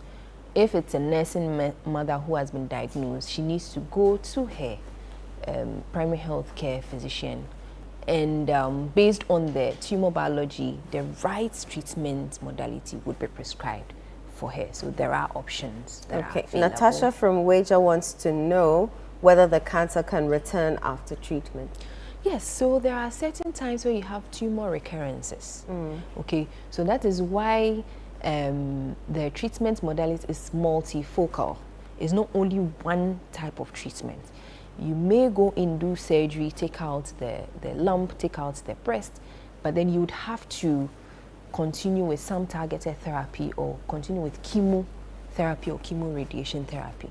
So this is to help make sure that you are in remission. Okay, certain times where you may have been cancer-free for even a number of years, but then the fact that you have the other breast there still puts you at risk of developing What if you've had Exactly. a double mastectomy? Then that is fine. Then that's fine. Yes, that's okay. Okay. So all of these are there are certain times that, yes, you may end up having recurrence of the tumor. Yes, but then you would have to continue and then complete the treatments, because you would have some chemo given after the surgeries, and that would go a long way to prevent recurrences of these tumors. Another one, Martina from Ashaliboche is asking, I once used a brazier overnight and it gave a mark on the left breast. As time went on, I felt a sharp pain in that area. Could it be a sign of breast cancer? Okay, no. So you see, I mean, wearing a brazier depends on. Usually, you would want to look at what your cup size. It's important. It's important that you have a cup size that fits your breast, so that you don't end up causing any compression with your. It's supposed to be comfortable. You know, I know there's no bra day where people would even say that, you know, you removing your bra and then you not, it's protective, but no, it's only, the brazier is not supposed to compress on your breast. It's supposed to hold and give it a fit. Okay, so she having, that's, is likely she doesn't have the right size of the bra, and then it may have had just a little bit of some inflammation around it. Yeah. So she needs to go on and then do her breast examination. And what we have mentioned here, if you are from 20 years, you start your breast self-examination at home. At least you do that once every month, 7 days after your menses, okay, if you are premenopausal. And then if you are postmenopausal, you choose a particular date within the month so that you do it. So now that we are actually in the 10th month, I'm sure most of our listeners should have done about 10 self-breast examinations, okay? So it's important that she does that. If she's not sure, she needs to have it checked at the nearest hospital, so that once that, I mean, and also, we've also mentioned that if you are from 40 years, you have your annual clinical breast examination. Then if you are from 20 years all the way to 39, you do that every 3 years. So those are the schedules that you can follow. Interesting. And yes, if there is any abnormality, it will be detected, and the needed treatment will be given to her. Good. I think you're good. You wanted to say something? Or No, you answered it along the line. It's fine. Okay. Thank you so much, Doc. Doc, we appreciate welcome. you, as usual. Thank you so much for welcome. this conversation on breast cancer, and I hope that, you know, people will go get tested. Not just in the month and of I'm October, happy the ladies of Channel 1 have been screened. Yes. Oh, and the guys too. Oh, the guys too. couple of them, Fantastic. yeah. That's nice. Yeah.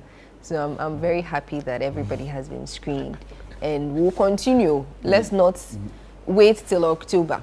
Okay. Yes. So in November, all the ladies should have done their self-breast examination as well. Okay, and in December you continue like that, and then with the age brackets that I have mentioned, if you need mammograms, make sure you are doing your mammograms, your annual or your biannual mammograms done for you if you are about 40 years. And if there are any changes or first degree relative or genetic predisposition, that would have to be personalized so that you start early. And remember, let's catch it early and treat it right, and definitely we will survive we will survive breast cancer.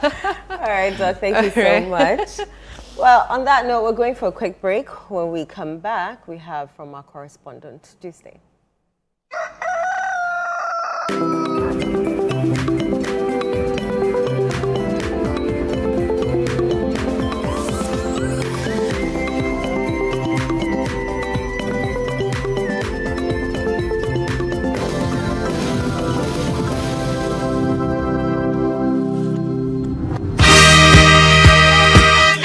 The alumni of Sweetroot Secondary School, Swesco, invites you to the annual All-Year Group Awards and Dinner Dance. Relive the memories, reconnect with friends. The Old Swesconians Annual Year Group Awards and Dinner Dance is here. Join us on November 1st at 5 p.m. at the beautiful Channel 1 TV Gardens in Tesano. For just 500 Ghana cedis per head, enjoy an evening of dinner, music, and nostalgia. Don't miss the reunion of the year. The Old Swesconians Annual All-Year Group Awards and Dinner Dance is on the 1st of November 2025 at 5 p.m. at the Channel 1 TV Gardens. Contact your year group or chapter president and get your tickets. Sepulchrum Optimus, always with the best.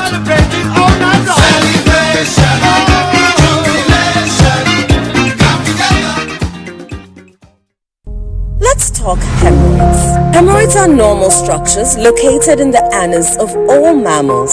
But it is only man who suffers hemorrhoidal disease because of the erect posture we have assumed and the squatting that we do to empty our bowel. Hemorrhoids consist of a special type of blood vessels which fill with blood when we are moving our bowel and help to cushion the anus against the force of transmitting the stool. Afterwards, they empty their blood, collapse, help seal the anus to maintain continence. Over time, these vessels lose the elasticity of their walls, become dilated, permanently filled with blood, leading to congestion of the hemorrhoids. The symptoms of hemorrhoids are bleeding and prolapse of the hemorrhoids when passing stool, itching and feeling of warmth in the anus and anal discharge. Laser, ligature, and longo are the modern, minimally invasive, most effective and painless methods of treating hemorrhoids today.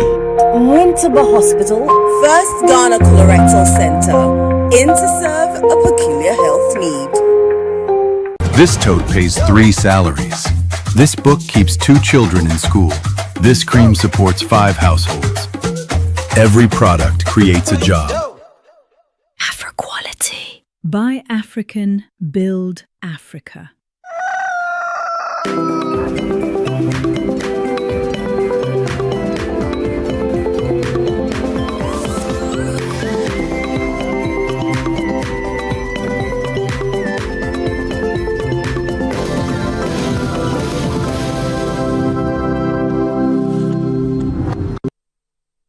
You're welcome back to Sunday Breakfast right here on Channel 1 TV with me, Inusafo, and Jude Duncan.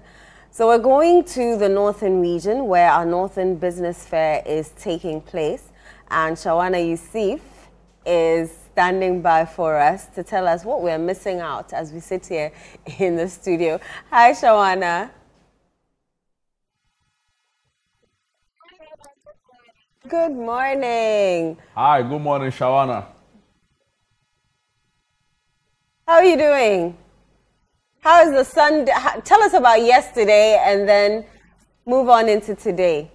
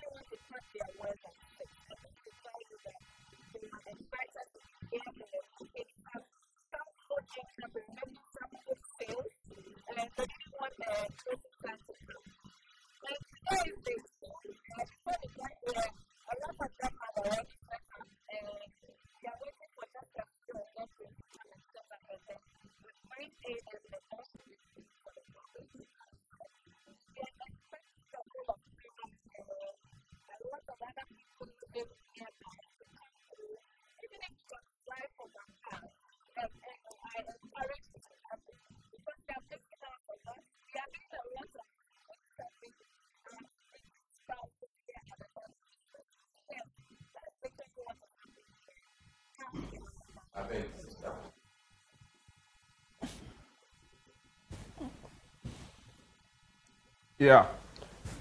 Yeah, Shawana, take us round. Tell us how Sunday, today, the final day of the Northern Business Fair, is gearing up.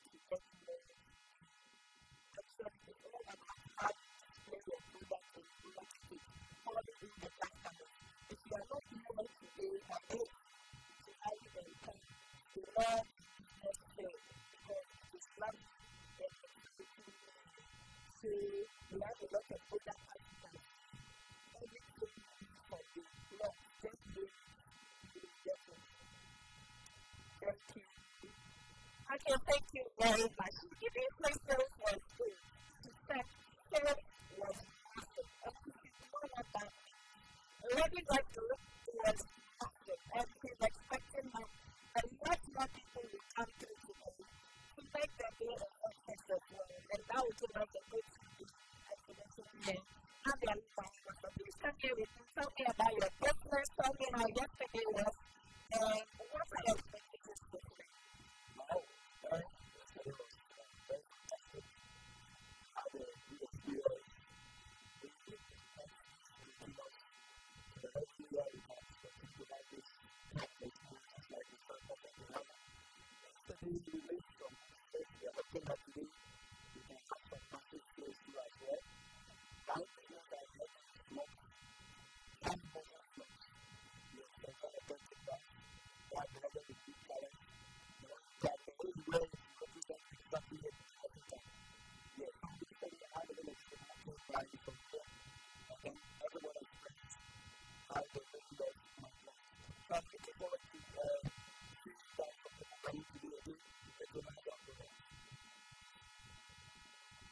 Great, thank you so much, Amanda. Together, we're looking forward to next year already. I'm hoping that this happens again and again and again. And first for him was more than just good. We are found in another business, and I can see a very beautiful leather-based mascara back, piece of hair, and it's also the book for this business. She also has to tell us about this and they sold yesterday. How was sold yesterday, January for you? Tell me about your business. What's the name of your business?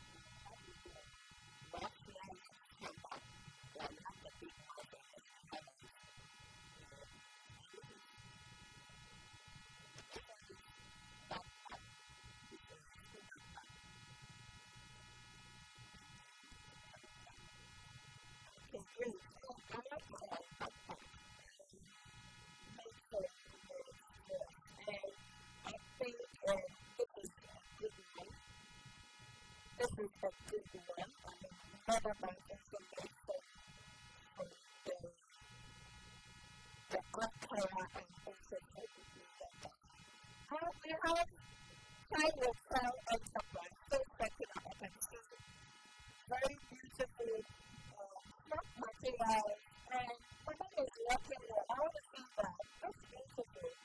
And I'll be talking to them to see how business works for them as well. How was business for you yesterday? What are you expecting? Do we have to focus more about it?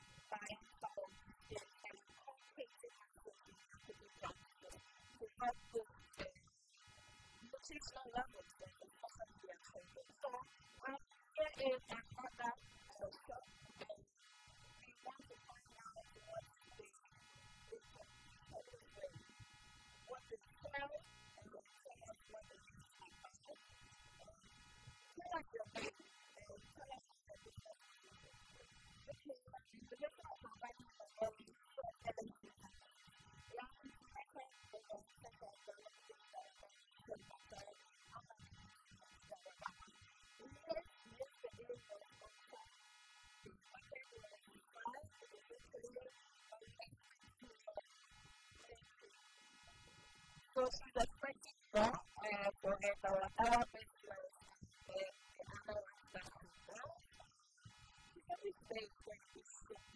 and for me, I'm super excited.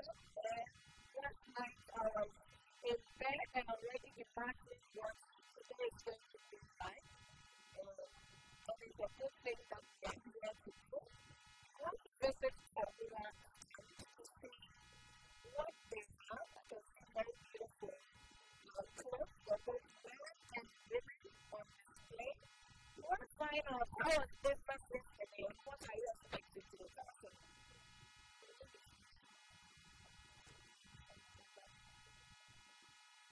Business is good for your family, and what do you expect?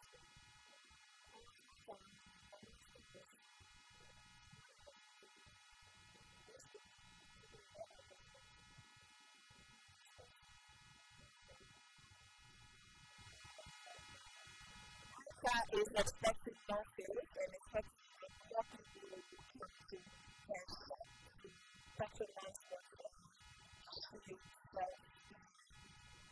the more influence and other design and sports. So then what is that really challenge? There are the and lots of education there, and a lot of bars and service station area after this is another time to yes. So I thought yesterday for you what I expected. Yesterday we were talking about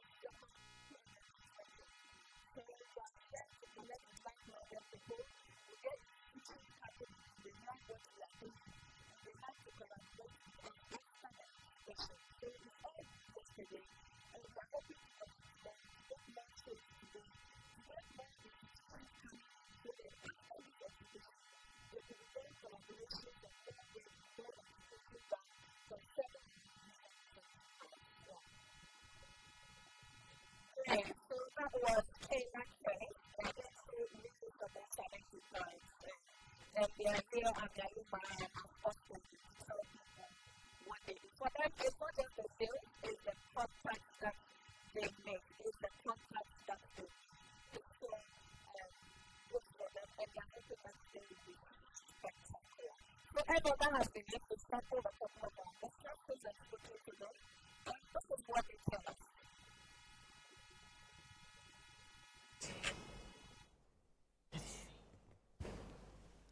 All right, Shawana, thank you so much. It seems like it was a fun day, and today promises to be even more enjoyable. And we are here in the studio and we're missing out. But don't worry, we'll look at the pictures. We'll live vicariously through social media. And kudos to the team there as well. You're doing an amazing job. You saw all the stuff, right? Yeah, I mean, and listening closely to Shawana engage some of the exhibitors, you get the sense that it's not even really about making money, right? It's not about like making sales. It's about just showcasing what the North is made of. Yeah. Right. And for me, I'm excited about this.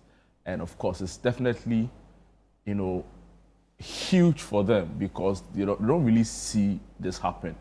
You know, even if they want to do something like this all the time, they're thinking about bringing it down south.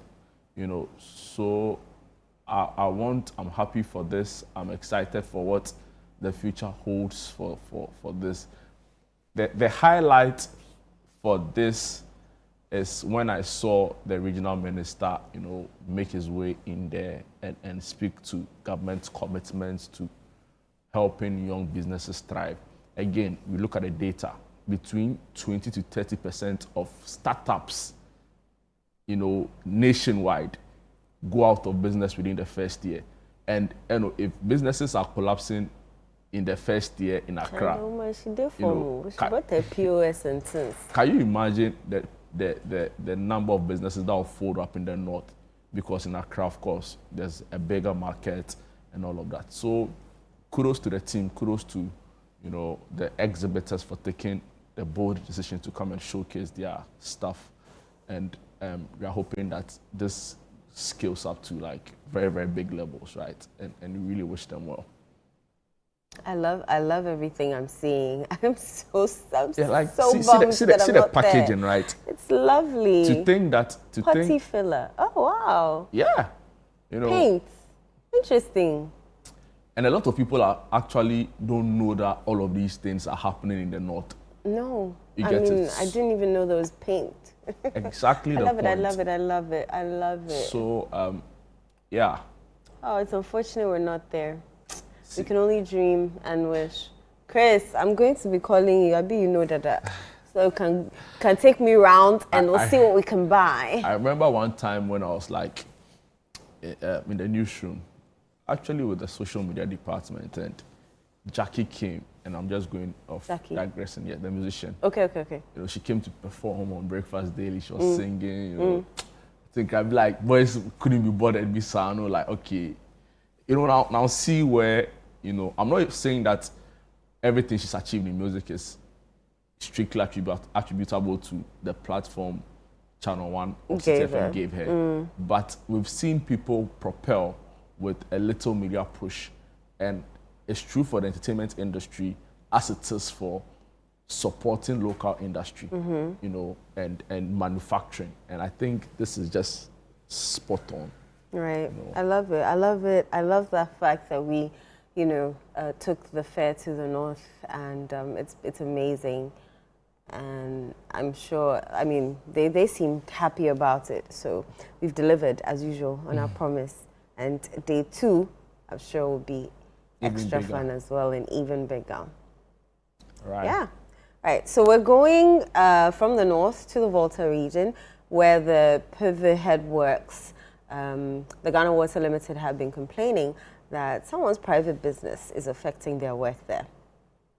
Ghana Water Company Limited has sounded the alarm over ongoing construction near the PIVO water treatment plant, warning that the activities pose a significant risk to water quality and production in the area. Managing Director of the Ghana Water Company Limited, Adamu Tawakilu, says the private developer has encroached too close to the water intake point leading to a sharp decline in the quality of raw water. He explained that human activities around the intake has worsened water turbidity, forcing the company to suspend operations each time it rains. According to him, the continued interference exposes the water source to possible contamination. All of a sudden, he started construction here. As a company, we wrote to the regional minister complaining about the encroachment of DSK city developer directly into the intake of the PEVE treatment plant.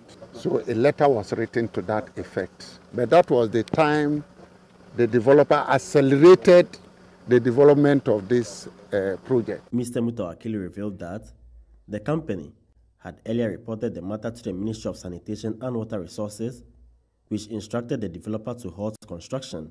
However, the directive has been ignored despite repeated warnings. He added that turbidity levels have risen sharply from 5 to 140 NTU, making treatment extremely difficult and resulting in frequent shutdowns at the PEVE plant. The Ghana Water Company Limited boss said the matter has now been referred to the National Security Secretariat for urgent intervention to stop the developer and reclaim the affected area. He stressed that protecting the PEVE headworks is critical to ensuring continuous water supply to communities in the Volta region. The developer is not willing to hold this project. So I had to discuss with the minister to escalate it to the national security. So as we speak, national security has duly been informed and they will decide the next level of action. We protect the intake to be able to continue production and to stop further activities to any intake, close to any intake, not only PEVE, any other places. We don't want any developer or construction to be closer to our water intake. The Ghana Water Company Limited is cautioning against construction along their water intakes as they fear such water will be polluted. Reporting for Channel 1 News, I am Desmond Salasiago. Right, so let's go and speak to our Volta Regional correspondent, Desmond, who filed that report. Desmond, thanks for joining us and happy Sunday. Good morning, Ellen. I hope you're well. Yes, please. How about you? Great. So you went there. I want you to, give us a visual of what the encroacher is building or constructing that is affecting the workings at the PEVE headworks. Headworks. Okay. All right. Thank you. The construction is being done by BSK City, and it's a developer who is constructing a kind of hotel and a resort just close to the intake of the PEVE headworks.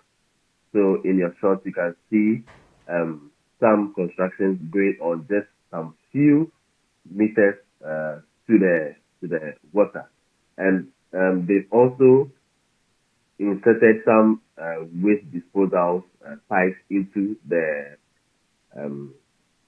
water. So when development is ongoing at the BSKCT, the waste products end up entering into the water just close to the intake of the PEVE headworks. And this PEVE headworks supplies water to over 1,000 communities in the Volta region, from PEVE all the way through to Ho, to some parts of the Agosime district, to some parts of Spandu, North Dai, to Afajato South, to South Dai, also from North Dai to South Dai, and parts of the whole central constituency of municipality. So you can see if such activities is going on, it is polluting the water just where the intake is. So it's going to affect several homes in this area. Right. And the fear of outbreak of disease is very high. So the Ghana Water Company Limited said we have written numerous letters to cease construction close to the intake. But despite the issues being given, this company or this developer, BSKCT, has still been encroaching on the intake points of the Speve water treatment plant here in the Volta region. According to the managing director of the Ghana Water Company Limited, they've written letters to the environmental minister. Also, the Volta Regional Coordinating Council placed a stop on the work at the BSKCT, but notwithstanding, construction is still being seen almost every day. So he has now referred the issue to the national security to take charge of it. So currently, we are waiting for the national security to intervene. Desmond, I don't know if you've had any conversation or if you had the opportunity to speak to whoever's doing this private developer, but who sold him that piece of land? The person must have known that it's at the, a location that construction cannot happen. So I don't know if you've had the opportunity to speak to this developer and ask him that particular question, that who sold him that piece of land? So for now, we don't really know who this developer is, but what we've been hearing is he is a big man, in quotes. But to pinpoint who exactly this big man is, we don't know. And to know who exactly sold the land for him, we also don't know. But areas around this water side or the lake side are very expensive. So, and it's not a community land as well. So most of these people get it from someone who will definitely sell it to them, but it's not a community land that the whole community will come together and say, okay, we are giving it to this person to develop. So definitely it's being given to him by an individual. But for now, we don't know who the individual is, and also we don't know who this big man who is constructing at the BSKCT is. Hello. All right. Were there any timelines given as to when the national security will move in to stop this construction? For now, no timeline has been given. We know that issues,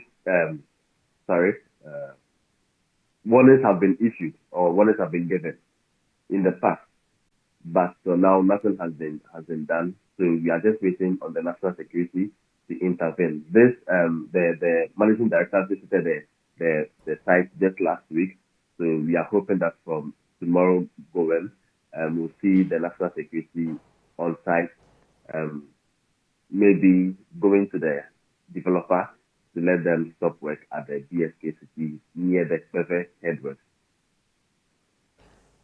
All right, Desmond, thank you so much. Keep your eye on this particular story for us, and as and when it develops, we'll definitely update our viewers and our listeners on 97.3 City FM. We're taking a quick break. When we return, we have more for you. Don't go away.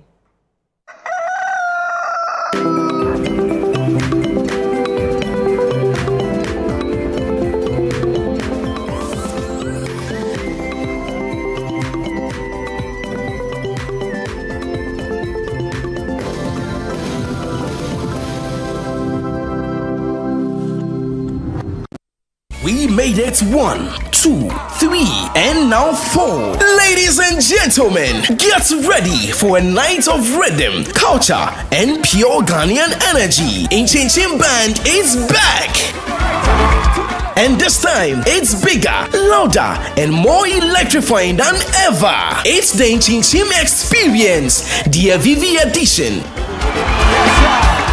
Happening live on the 14th of November 2025 at the National Theatre. Showtime 8 o'clock p.m. sharp. Featuring Lucky Mesa, Famiye, Na Ajaman, AEC, Lexi the Comic, Kwame Bringer, and TM Music. It's going to be a night of unforgettable music, laughter, and culture, all on one stage. Tickets going for 150 Ghana cedis. You can dial *920*126*2# to grab your tickets now. For more enquiries or information, call 0503-127-463. or 0541 690 409. This year's concert is mainly powered by FVV Foods, Ghana's fastest growing food brand, championing local produce and authentic homegrown flavors. Proudly sponsored by Center Point Mall, Verna Water, Boat, Zomo.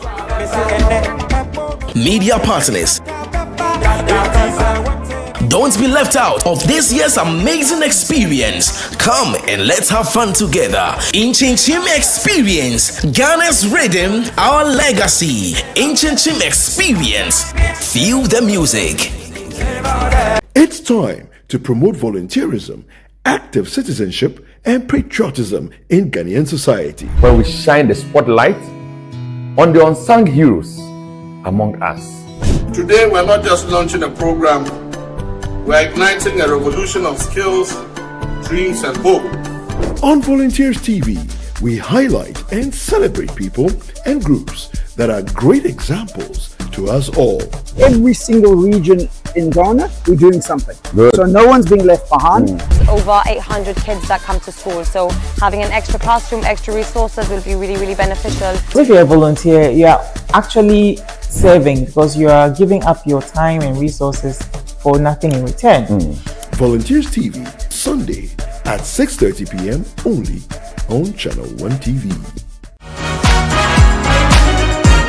This week on The Upside Down Show, we get personal with a celebrated couple who have dedicated their life to serving humanity. Join Frema Edunyame this Sunday as she sits with Dr. and Mrs. McCarthy, owners of Vine International Schools. They speak about life, marriage, and their passion for education. When we started, we didn't have, there were no children. We started with just one building. But I'll drive from Kolebu, we were at Kolebu then, to East Legon every single day. I come and there's no child. It took a lot out of us over the time. Very turbulent and challenging and dark period. When you walk to the campus today and then you stand in the middle of the school and cast your mind back to 20 years ago, how do you feel? Fulfilled, I feel excited. Like the fact that it. I'm impacting, knowledge. Don't miss out on this exhilarating conversation on The Upside Down Show this Sunday at 7 p.m. only on Channel 1 TV.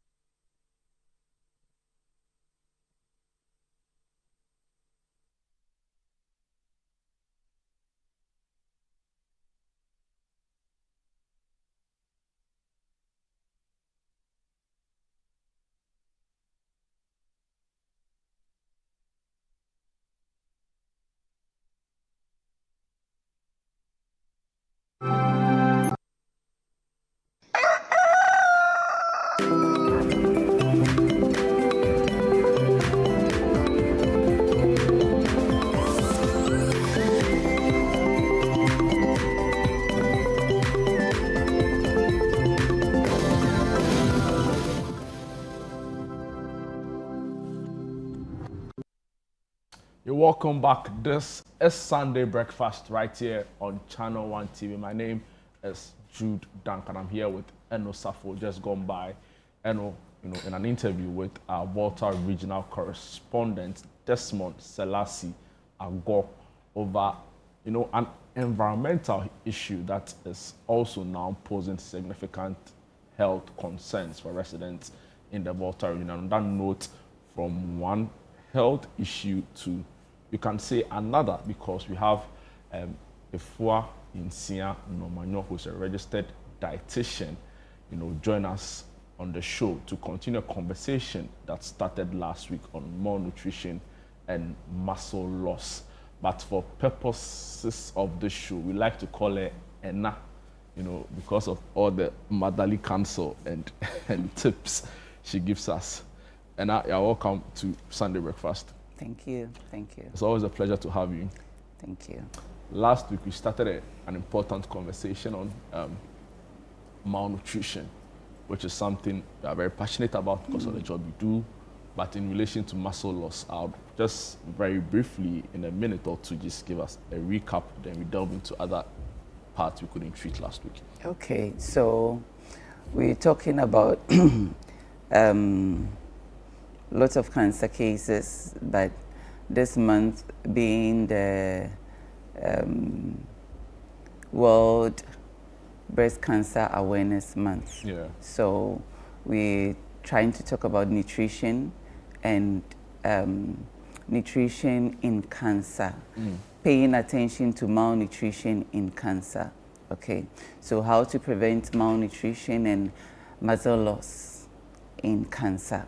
Okay, so we have two different causes.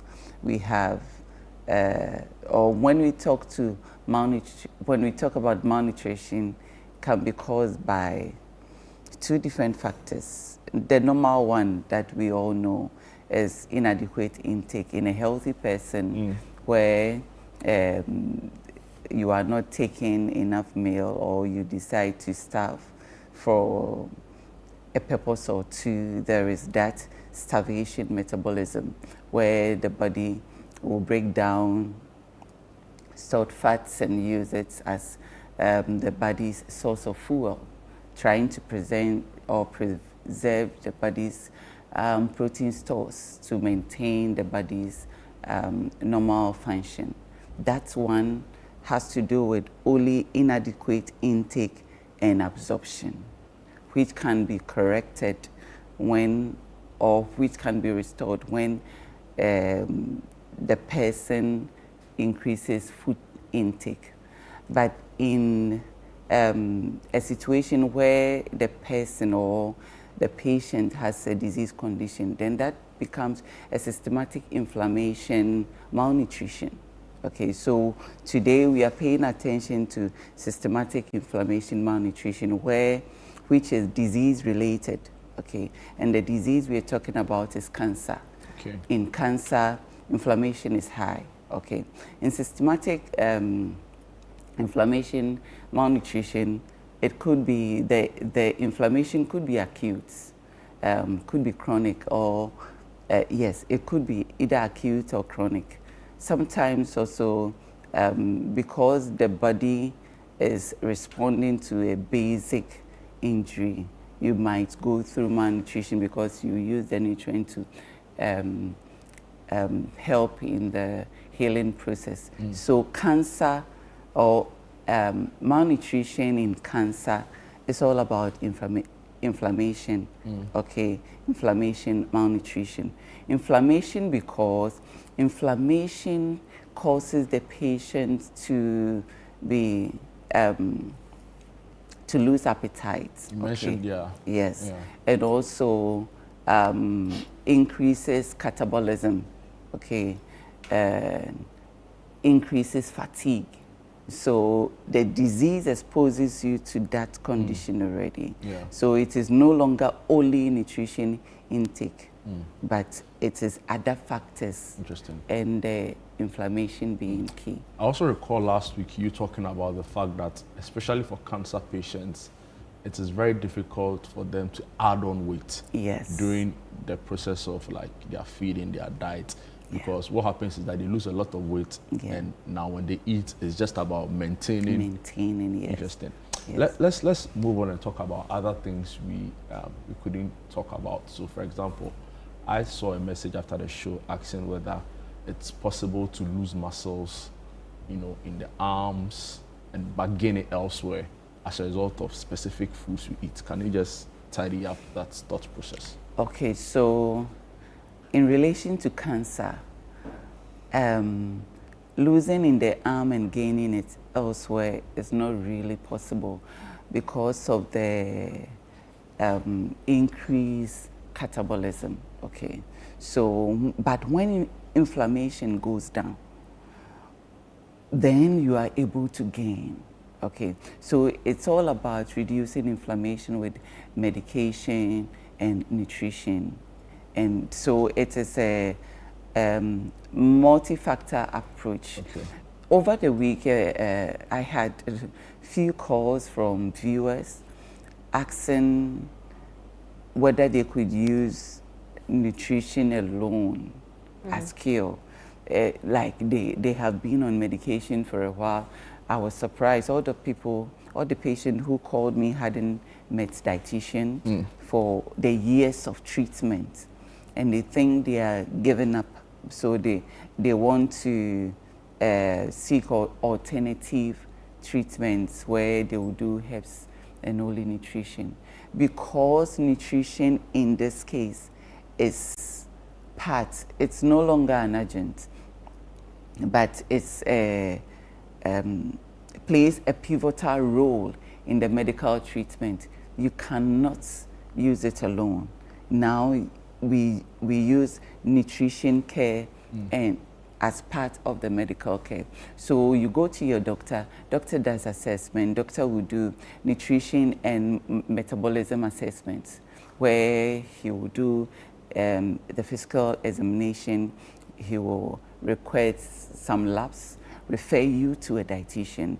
We will do the antrus, okay, and also do the physical examination, help you manage the symptoms you are experiencing, okay. So let's say you are somebody who easily feels nausea. There are teas that we will introduce you to reduce it, okay. Whilst you go through the treatment and therapy, you will realize that the nausea will calm down and you'll be able to increase your intake. In the case of poor absorption, when doctor does the lab tests and we see that there are deficiencies in some of the nutrients, then he will request or prescribe nutritional supplements, okay, where you are no longer able to digest and absorb, then the supplement is key. Okay. So if you stick to a dietitian alone, who at this time, and no dietitian will, in a cancer case, treat you alone.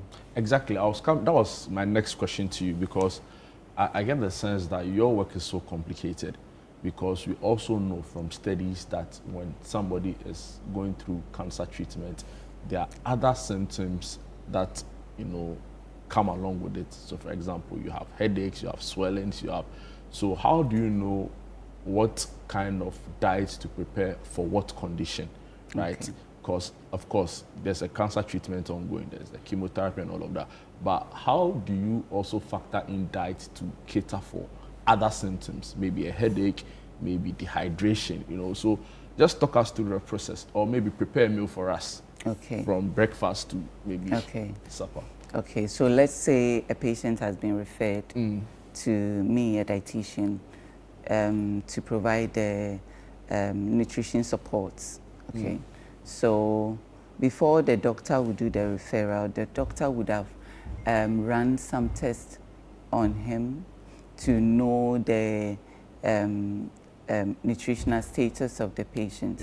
So the lab test will suggest to me the deficiencies, the extent of deficiencies. So if the patient is anemic, for instance, okay, then I know how to increase his HB or how to improve the situation with diet, okay. So breakfast, what is he taking? If he's not taking enough green, or even if he's not able to eat at all. So it's a case-by-case basis. Yes, if he's not able to eat at all, then the doctor will give iron-rich medication, whilst I also support with nutritional intake. Okay.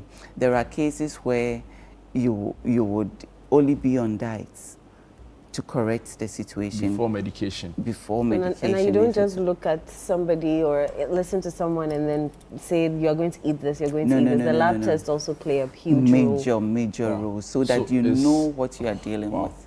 Yes. So it is observatory and also research, as in like getting the vitals to check. Yes. So in a healthy person, okay, you can't even do a weight loss with just physical examination. Okay. Okay, because malnutrition is not only about weight. Sometimes a person can even have the weight, but is very malnourished in other nutrients. Because it's not balanced. Yes, yes. So were you the one who said to us that sometimes even inattentiveness or a short attention, span, can be a result of what the food you are eating? Yes. I think I remember that from quite a number of shows back. Yes. So there are levels of deficiencies. So, for instance, what you're saying, if you lack B12, you will see that you are not able to focus well. But you may be fit, you may appear strong physically, but you are not functioning well as a human being. Interesting. Yes, you are not functioning well. And let me come back to this. So while you say that you can't necessarily pass a value judgment or a health prescription in terms of diet by just merely observing a person, but can you say same for, let's say, on the face value of it, there are certain foods it's a no-no once you've been diagnosed. Whether or not I'm going to get a lab, I'm just cutting you off this because it is just not good for you. Okay. You say there are food stuff like that. Okay, so before I come to that, physical examination is part of the nutritional assessment. So last week when I came, your first impression was even from one of the guys, the camera guys, and now you look stressed. That is physical examination. I think even Eno said same on the show. And you said you were helping your daughter go to so that you have been able to diagnose. It is obvious. An observation that I was dehydrated, I was this, I was that. But further, when you're doing treatment, you have to do further because that look can be caused by other factors. Okay. So that said, physical examination is not used as a sole tool for nutritional intervention, just like any medical intervention. Okay. So putting that aside, some of the meals that you would always be quick to eliminate will be the artificial ones. Okay, the processed foods. The processed foods are artificial foods, okay? Because I always say, when it comes to a situation like this, it is only nature that will preserve nature. Artificial foods will make it worse. So you should be ready to, right away, reduce your sugar level. You should be ready to reduce any artificial food. If you are the type that is used to soda, drinks, you eat with drinks. Whenever you are eating, you want to have a bottle of drink with you. You should know that that addition is compromising your immunity, exposing you to or opening you up to more infection. So if you really want to stay healthy or maintain your strength, you don't have to do artificial stuff. So you might even have to cut down bread, okay? And then replace bread with natural stuff. If I say natural stuff, so cancer, the broad diet prescription will be high protein, high fiber. I say broad because high protein, high fiber is key. And then you add other deficiencies. It's okay. So if I'm using high protein, high fiber to treat anemia or vitamin B, or based on the lab results, if whatever marker is low, I will gain those micronutrients from the fiber, from the vegetables. Okay, and the protein will help building the muscles. Yeah. Okay, and then fighting against infection. So we are only focusing on saving life, and saving life will bring us back to natural foods. So this is the time that you will say goodbye to some unhealthy past. Whatever pleasure you found in processed foods, fatty foods, fried foods, even if you are using oil, I must say at this point that the fact that you have cancer doesn't mean you shouldn't take fat and oil. Fat and oil are essential components of a healthy meal. But it is the type of fat you are using and how you cook it that will give you the nutrients you want, so that the doctor will even give you some capsules that will support your fat status. Okay, so he might give you a prescription that is rich in omega-3 or 6 fatty acids and other ones. Sometimes even a dietitian will prescribe extra virgin olive oil, though you are not used to in a cultural sense. Yeah. Okay. A patient will say those things are expensive, but those are the nutrients you need now to support the healing process and then restore the body's original function. Okay, so you might have to introduce new nutrients that you are not used to. Interesting. Okay, and basic local foods. So for instance, we are saying increase your fiber, and which we are mostly getting from the vegetables and whole grains. So if I am quick to say, I will not serve you Hausa cocoa, don't cry. It is a period of restoration, health restoration. Okay, so we work with your doctor and we know where to come in based on your labs. So if the fiber they are taking out of that porridge is what you need to help in the healing process, then let's rather take the Hausa cocoa, but there should be whole grain Hausa cocoa. I will be very happy to go to a Hausa cocoa joint where there is a whole grain, because that is what we do in the hospital. We don't take away, we don't sieve it. Okay, so you can, and you should be able to go and buy that porridge and tell the vendor, please don't add sugar. And when you take it and you don't get the pleasure of the sweetness you used to enjoy with that, you should be able to encourage yourself that this is a healing process. So far as those times you were not taking capsules, you were not on medication, probably you were not on oxygen, so you were fine. That same time has changed for nutrition intake as well. So those times you were not taking this, but now it has become necessary that you take this. When you get a patient to accept the situation and embrace the intervention, that is half problem solved. Then your dietitian will be able to increase the sources of foods that will help with help correct the malnutrition. Okay, so deficiencies, he is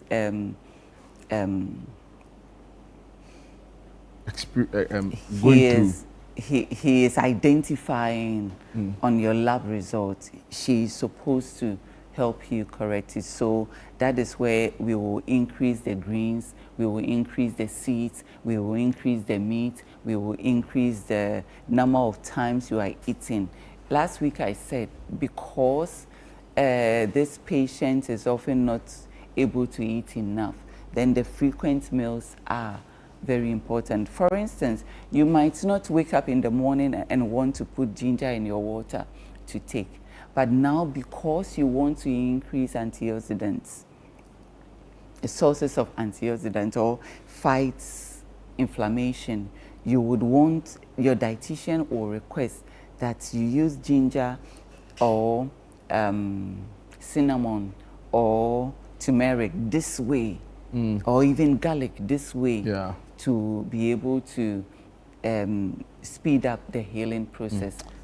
And you're a registered dietitian, right? I'd want you to just talk to us around the dangers of those who especially sit in public transport and they buy every kind of medication that seeks to treat every kind of disease, particularly on weight loss.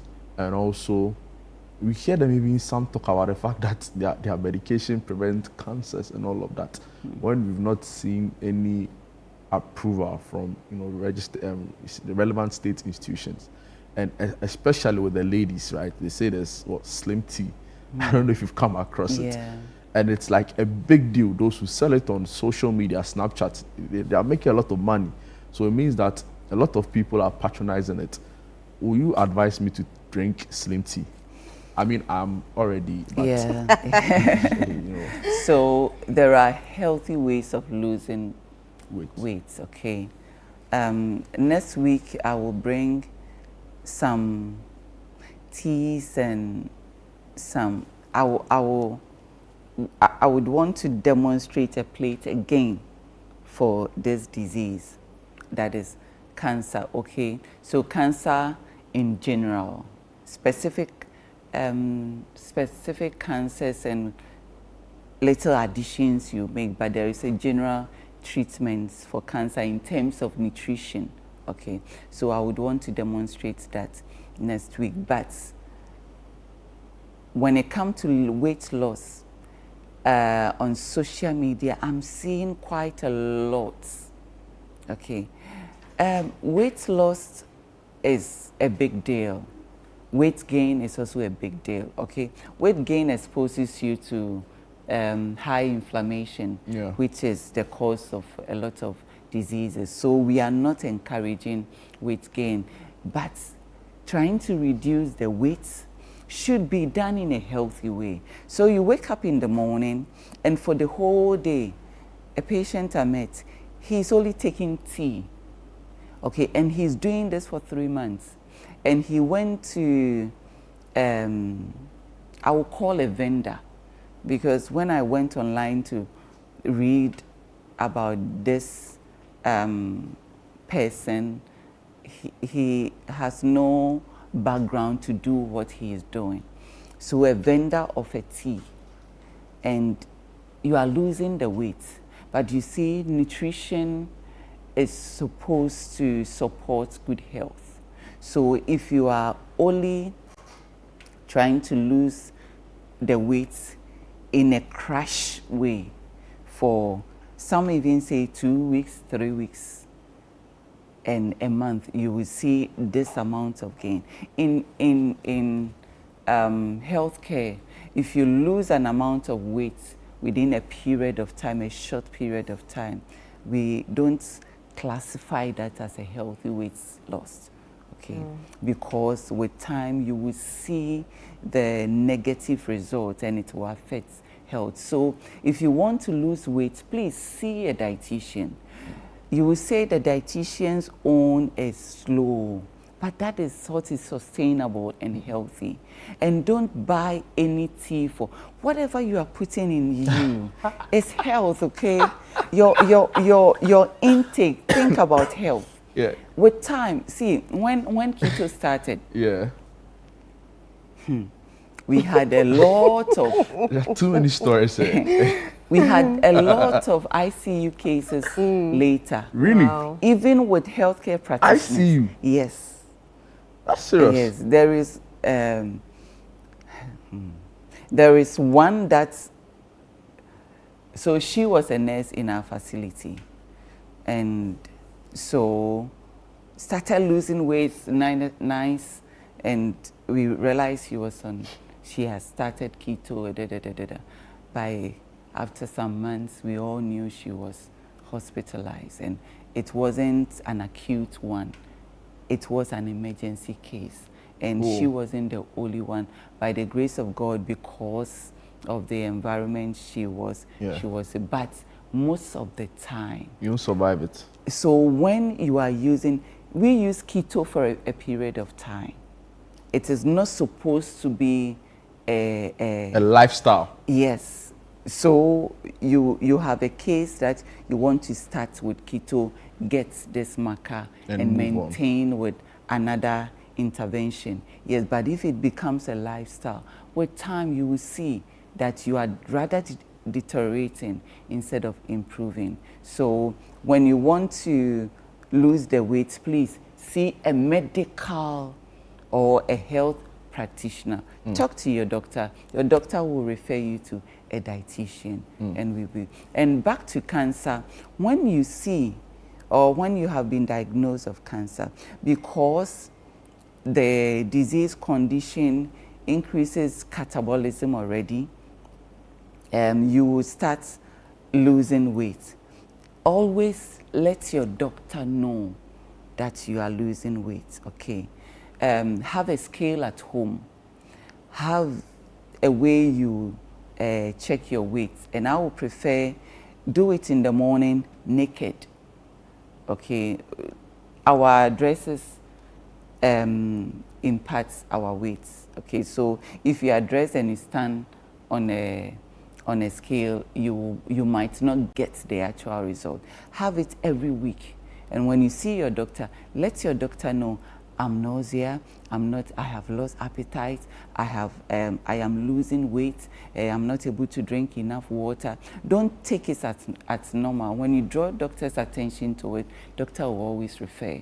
So far as you have been diagnosed of cancer, impress on your doctor to refer you to a dietitian. If you have been treating, or if you are being managed with cancer for months or even years, and you haven't seen a dietitian, it is an unfortunate situation, and you have to request to see a doctor. You know, to see a dietitian. Most of the time, because malnutrition or undernutrition in this case is associated with cancer, there is a possibility of you taking it as normal.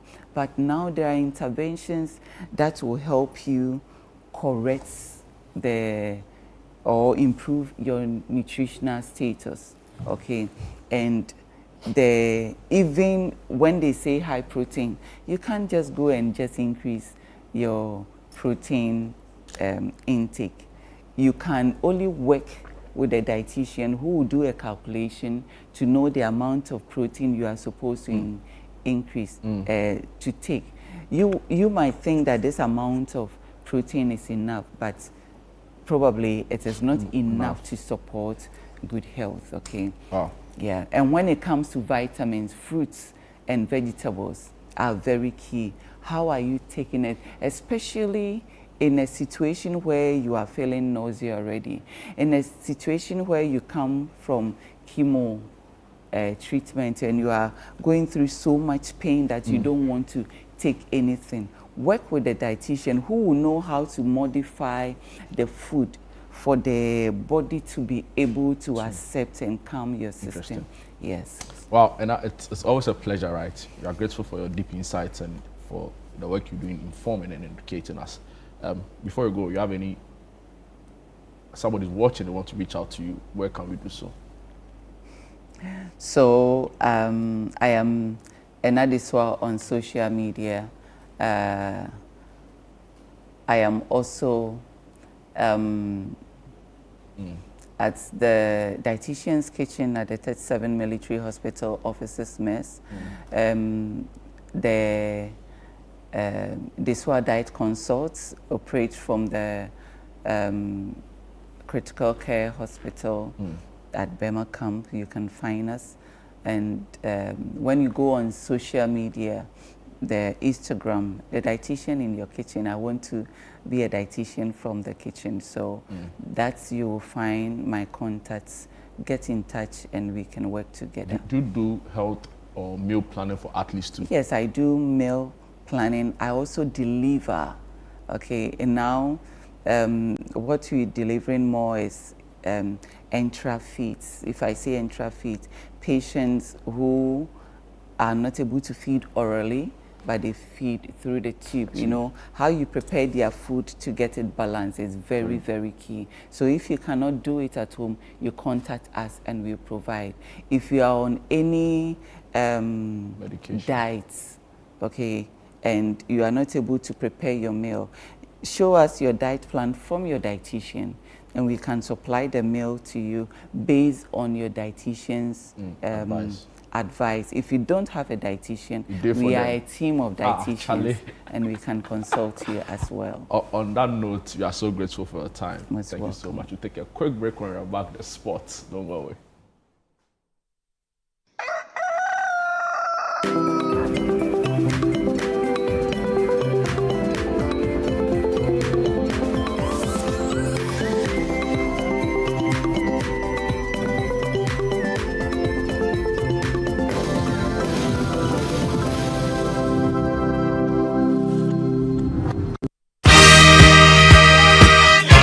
The alumni of Sweeter Secondary School, SWESCO, invites you to the annual all-year group awards and dinner dance. Relive the memories, reconnect with friends. The Old Swesconians annual year group awards and dinner dance is here. Join us on November 1st at 5 p.m. at the beautiful Channel 1 TV Gardens in Tesano. For just 500 Ghana cedis per head, enjoy an evening of dinner, music, and nostalgia. Don't miss the reunion of the year. The Old Swesconians annual all-year group awards and dinner dance is on the 1st of November 2025 at 5 p.m. at the Channel 1 TV Gardens. Contact your year group or chapter president and get your tickets. Sepulchrum Optimus, always with the best.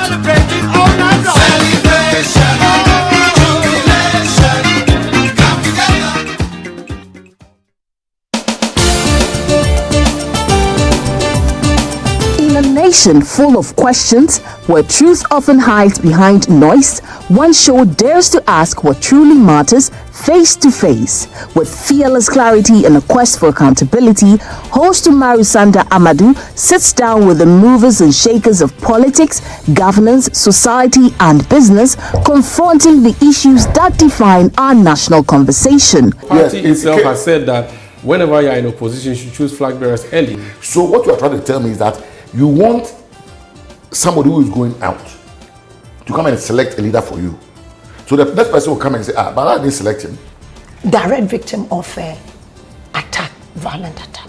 Where and when? The first one happened in Parliament. I was pregnant. Now, for me, it was legitimized by a radio or TV station giving her a position to work. So for you, take issue with GH1 and what and giving her the platform. That is where the minority is. We are on them. We've asked questions. President Mahama will be a mean president if he prioritizes only his children and DCP. He needs to demonstrate a Ghanaian government. Every Tuesday at 9 p.m., join Umaru Sanda Amadou on Face to Face as he digs deeper, challenges power, and reveals the stories shaping Ghana's future.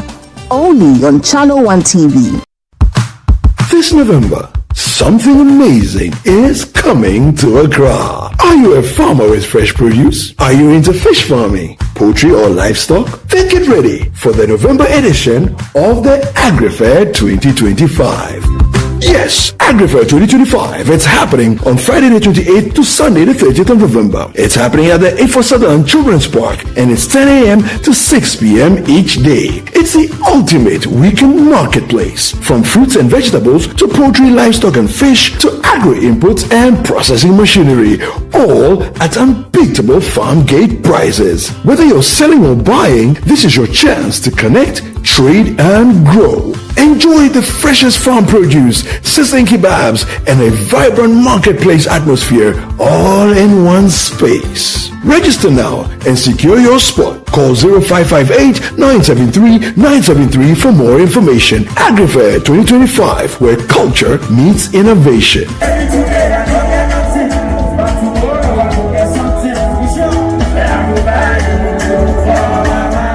The AgriFair 2025 is powered by Channel 1 TV and 97.3 City FM.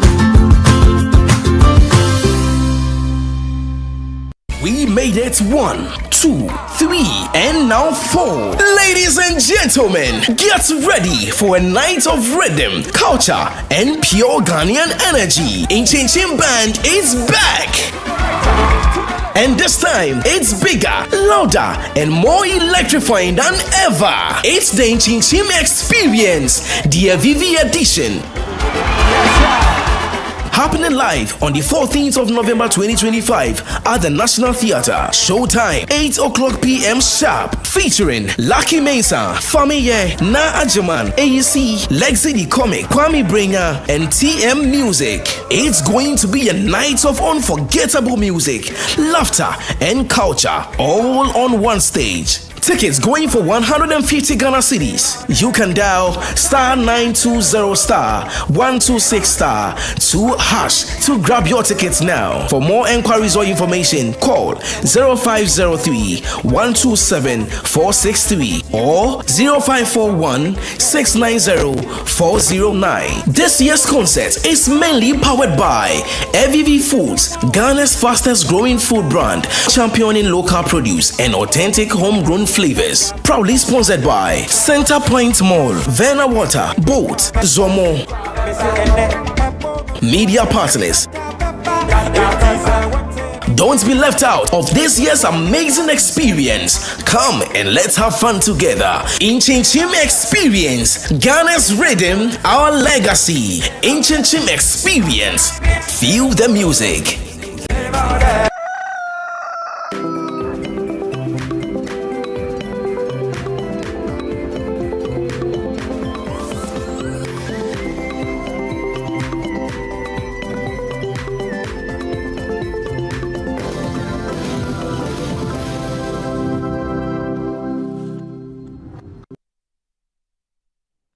Welcome back. This is Sunday Breakfast right here on Channel 1 TV. It's time for sports, and it's only appropriate that I start with you because your team is. My team is sinking at this point. I don't think it's an emergency crisis yet, but 4 losses is not an emergency crisis. After all the players that we bought, it's a serious one. Can't think about it. It's serious. But I think Liverpool will bounce back. Let me just give an overview. So yesterday, the English Premier League, happened. It started off with a Friday night game, right? So West Ham faced off Leeds. Leeds beat them 2-1. Then yesterday, the raft of games took place. It started off with a Chelsea-Sunderland game. And if you're a Chelsea fan in Ghana, that particular game brings back old memories, right? Because Asamoah Gyan, in that last fixture, after the game, Sunderland would go into like a hiatus. They were relegated. They went to roam the lower divisions of English football, and they are back in the Premier League. And they're number 2. Can you imagine? So in one of those Chelsea-Sunderland games at Stamford Bridge, Asamoah Gyan scored.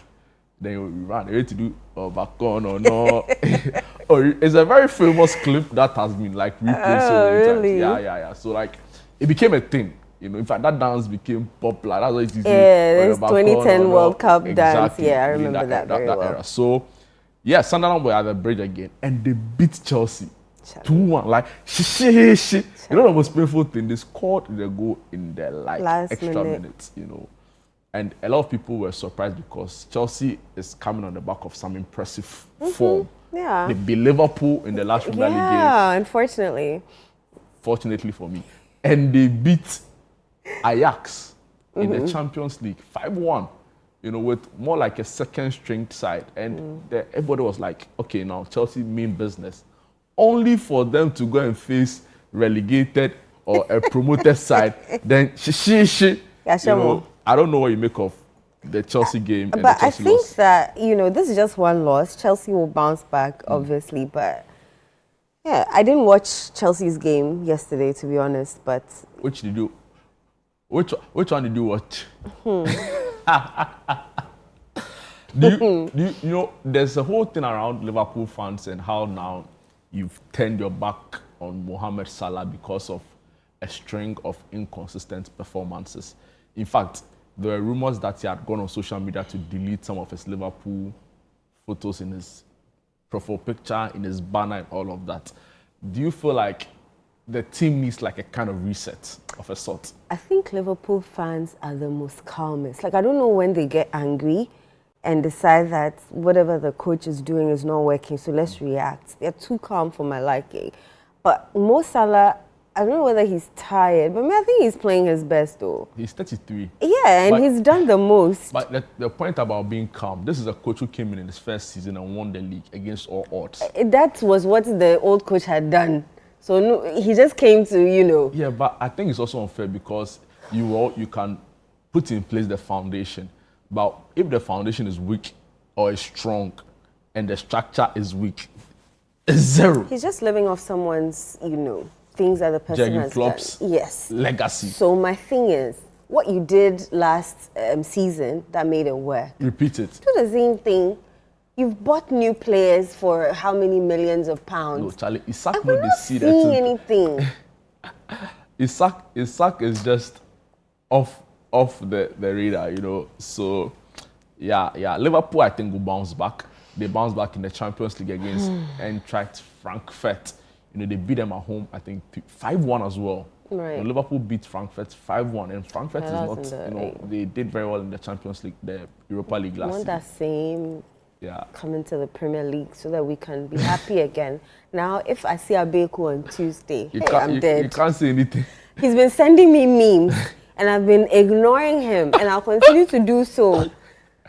Man U fans are the loudest. Someone called me yesterday Yeah. after their win. You see where we are. Like, you guys, just after 3 wins, you're already making noise. And on the back of that, And they're about to go into relegation. I was excited. Yeah, on the back of that uninspiring performance from Manchester or Liverpool, Yeah. Manchester United, rather, they're flying high. Yeah, they are are. winning Third games. win. They beat Chelsea, now they've beaten Brighton, and they seem to be doing okay. So we'll see For how now. that goes. For Interesting. now. What, are there any games today? Yeah, there are a couple of games today. So Manchester City will be playing today. Arsenal will also be playing today. And we'll try and bring all of those games on the Republic of Football show on City FM. So the Queens are don't miss playing out. Egypt as well, right? On Absolutely. Tuesday. They won the WAFCON. first Is it a leg. return leg? Yes, it's a return leg. They won the first leg. They beat them. This is part of the WAFCON qualifiers. That's the Women's African Cup of Nations. And really impressive game by the Black Queens. So we give them credit. Yeah. The coach has been doing quite some fantastic work with the team.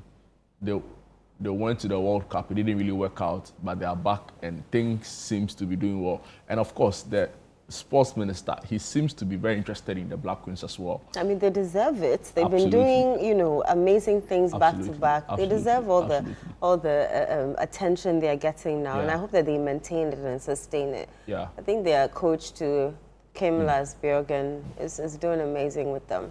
I think they're now in sync. They understand him. He understands them. He understands which role, where this one should play, and it's working. Whatever they're doing, it's working. So we wish them well in their Yes. game against Egypt, and we'll be On there to Tuesday. support and raise the flag of Ghana high. Go Hi-yo. Queens, go Queens, Hi. go!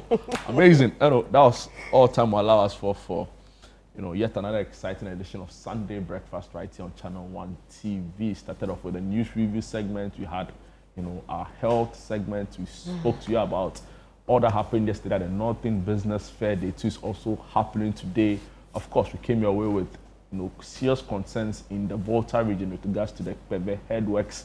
We finished off with another health conversation, and of course, wrapping it up with sports. All right, do join us again next weekend. We'll be right here bright and early on Saturday and Sunday, 7 a.m. But keep your dials right here on Channel 1 TV. Have a good day. Bye.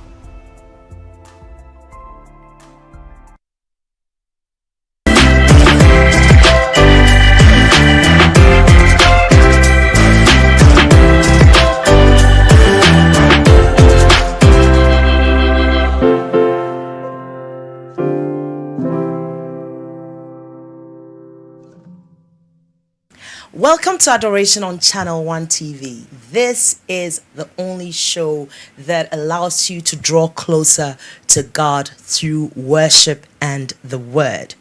Adoration seeks to engage all communities in worship. And today we are going to have a spirit-filled episode with the anointing